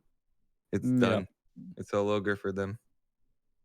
But why though? Why can't we Because do more of Raiz those? said so, and Raiz is always right, Ziggy. Well, I'm See, no, convinced. I would be totally up for like, as much as people find some of the slam stuff and the two-handed stuff underwhelming, I think it's fantastic. I don't think every build needs to play the same way. I don't think every playstyle is for every player. If you like mages in video game and you're playing a warrior and you're like, this doesn't feel like a mage. Yeah, it fucking doesn't, because it's just a completely different thing. So a lot of people engaging with two-handers are just like, yeah, this doesn't feel as good as something else. It's because the playstyle just doesn't fit you. You know, you don't like it. You don't like it. I think they did a good job. Maybe they could have done some things better for sure, but it doesn't have to be that way. Now, when it comes to bows, yeah, they all feel the same way. And if they were to release something where it would have been maybe still a weaker but an alternative sort of playstyle to them, it would be nice. I mean, they did it with Toxic Rain. It did feel different. Also want to say that bows, I guess bleed bows feel different too. And the railgun builds in the past with the ignites also felt different with like ice shotting and whatnot. That felt pretty different too. You But know what other would than be that, really good yeah. for bows? I don't want bows to be focused on next. I want traps. That might surprise some of you. But I think what would be really cool for bows, and I think this makes way more sense than like warcries with Exert, is if they added in like a quiver system. Because that was always one thing I found really cool from like old school like RPGs, like the mage archer that like enchants their arrows. So it's kind of like instead of exerting your attacks, maybe you can like have different ammo types Like you press a button and like your next 5 attacks. As long Like as I don't have to pick up ammo. no, you don't. No, it's just like a spell. It's just like you just press it and it's like your Yeah, next 5 attacks do like next crazy chaining, 20 arrows. and then the next ones do like Oh. weird explosive effects, and you kind of like have like that Frostbolt Ice Nova feel where you could just play normal lightning, but if you press this next like little cast, it's then like whoo, you get the fancy, yeah, like stances for bows basically. Yeah. That'd be sick. I think its stances for bows actually makes a lot of sense. Like adding more like utility that you can play around with while you're playing. I think that's what made Melee such a successful rework in the end. And also the two-hander, like that we're adding these extra like tools and things that you can do while you're just kind of whacking away. That's very much the direction they're going with PoE 2, with how many extra skill gems you're able to have. Yeah, that makes sense. The socket quiver in PoE 2 is going to be neat. I think PoE 2 will do a lot for bows. Yeah. Because bows always struggle with the fact that they kind of can't function on a single 6-link. Yeah. It's very difficult because you're always struggling with something. Like you have great clear, like your single tag is kind of shit. You have good single tag, well, clear could be a little better, or I can't survive. There's always like a problem with bow somehow. Asylum is like a huge boon to bows in that way. Like it's very niche because it's basically just bleeds and then maybe kind of ignite. I was pretty bummed to hear actually that, so I played like the Asylum Bleed Puncher last league, loved it. You know, first time kind of had something in bows and I was like, wow, it felt a little bit fresh and fun and strong. But I was a bit bummed to learn that apparently Salem's like really, really expensive and rare now. In addition to obviously the Delirium things being much less accessible, apparently it wasn't rare enough and they like made it rarer. Like they upped its rarity tier. So it's like really hard to get it now. So apparently it's like several exalts for an Asylum now, whereas before it was 1C. So I mean, kind of bummed. Void Fletcher kind of did this similar thing when they buffed it up. It was like, oh, Void Fletcher, it's really nice now. I would like to see more stuff like that. I've always felt like bows have been kind of like strike skills, but for an entire archetype, and that's why I'd like the idea of having these like weird like stance kind of things. There's like, you have like the Nova skills like Rain of Arrows and stuff. It's like, okay, they don't need GMP, they don't need Pierce, but for a lot of attacks, it's like, okay, you're playing Lightning Arrow, you then need like GMP, you then need either some sort of global Pierce, Chain, or Fork added to it. You need to have all of this stuff just to make the core skill actually function. And if you look at like, okay, so what bow skills are good? You've got Scourge Arrow, but that's mostly poison based now because they killed like the Ellie version of it. Then there's all the puncture stuff. Then you've got obviously Corsa Carry Toxic Rain, and then it's kind of like Ellie hits just always manage to just like struggle its way through. And yeah, but maybe they could go into that direction more and more, to be honest, because like again, just like Lightning Arrow with nothing is just so comparable to all these other things. But as you're mentioning, like Scourge Arrow feels like still kind of like a bow skill, but then you've also engaging with poison so heavily now that, you know, it's a poison bow build. So that makes it feel different. And I kind of like that. The stance idea was pretty cool. So, you know, in the past, the reason why I'm so skeptical about it is because in the past they would literally like tweak the numbers or something like that. They would say this is the bow. Well, they wouldn't say that, but people would assume, I guess, like this is the bow league and all this sort of stuff. But it was just a matter of number tweaks more so than like actual applicable mechanical changes. And I think that's the sort of direction they have to go with. Again, it might not end up being a playstyle for everybody the same way two-handed slams aren't, or any sort of form of slams or warcries or any of this stuff, but having it available and having it something that maybe over time is going to change, right? Because PoE is just always in that spot where you get things implemented that are right now maybe underwhelming, and in the patch notes they look kind of weird, or they announce it, it's like, oh, this isn't going to be used at all. But then because of its mechanical strength, eventually as the game continues to progress and power creep and whatnot, like this thing might end up being very valuable. I will say, I hope, in terms of like, I don't hope they focus all their energy on one thing in terms of like a skill design. Like, I know that they had all this two-hand stuff, but I didn't feel as if the league and the balance of this league was all around just everyone having to play two-handers. Yeah, I think they opened it very broadly, and I think that just it just feels way better that you don't feel like the whole league is designed around you only playing this one thing. Last league was the league where they kind of stepped back from the designing around an archetype kind of league, and they just, I think they even said in one of their posts, they just let the designers run wild with cool stuff. Yeah. And if it weren't for that kind of philosophy, we'd never have Stormbind. So I agree with you. I mean, we had Wait to get the people behind you, Octavian. but no, we had that was when we had Rory on Baeclast. I remember because we were asking him about that, and he was talking about like it was really like fun just to get to mess around and kind of have people, because it was like it was Harishi who did all the mana stuff, right? Because he just loves mana and Diablo, and so I know I think it's fun. The mana stuff I think has turned out really well. Yeah. No. They really outdid themselves, in my opinion, on the mana. I continue to praise it every time, but I'm still surprised. And it was like, I was very skeptical saying that opinion, but I was like, man, even if it's juiced up, it's finally like a way to bring down like the top end of builds and whatnot. And I think they did a really good job with that. Obviously, things like Indigons still exist, so there's always going to be, this gap. But I think they did a really good job with introducing an entire new archetype that just freaking really works really well for me. It's probably my favorite thing in the game right now. Most likely will be for a while. I think that's also kind of carrying on with what Niggy said. That's what I'd like to see more of. So instead of having a set focus on melee or bows, except for traps, they should do a dedicated trap only, like probably like 8 leagues in a row. But anyway, I think it's better that they go for more like these in-between systems, because this isn't really the two-hand league. This was the warcry league. And as we've said, like warcries are really powerful in so many different builds.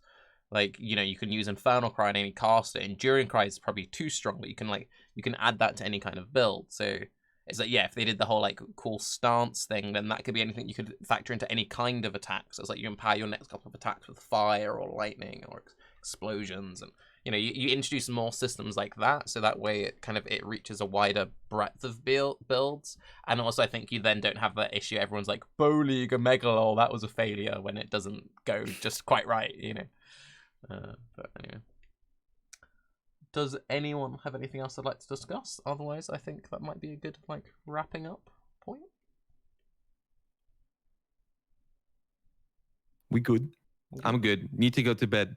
Also, I did see Alkaiser was playing Cyclone, surprisingly enough, and it was still pretty good. So it's not just slam things that you might want to play.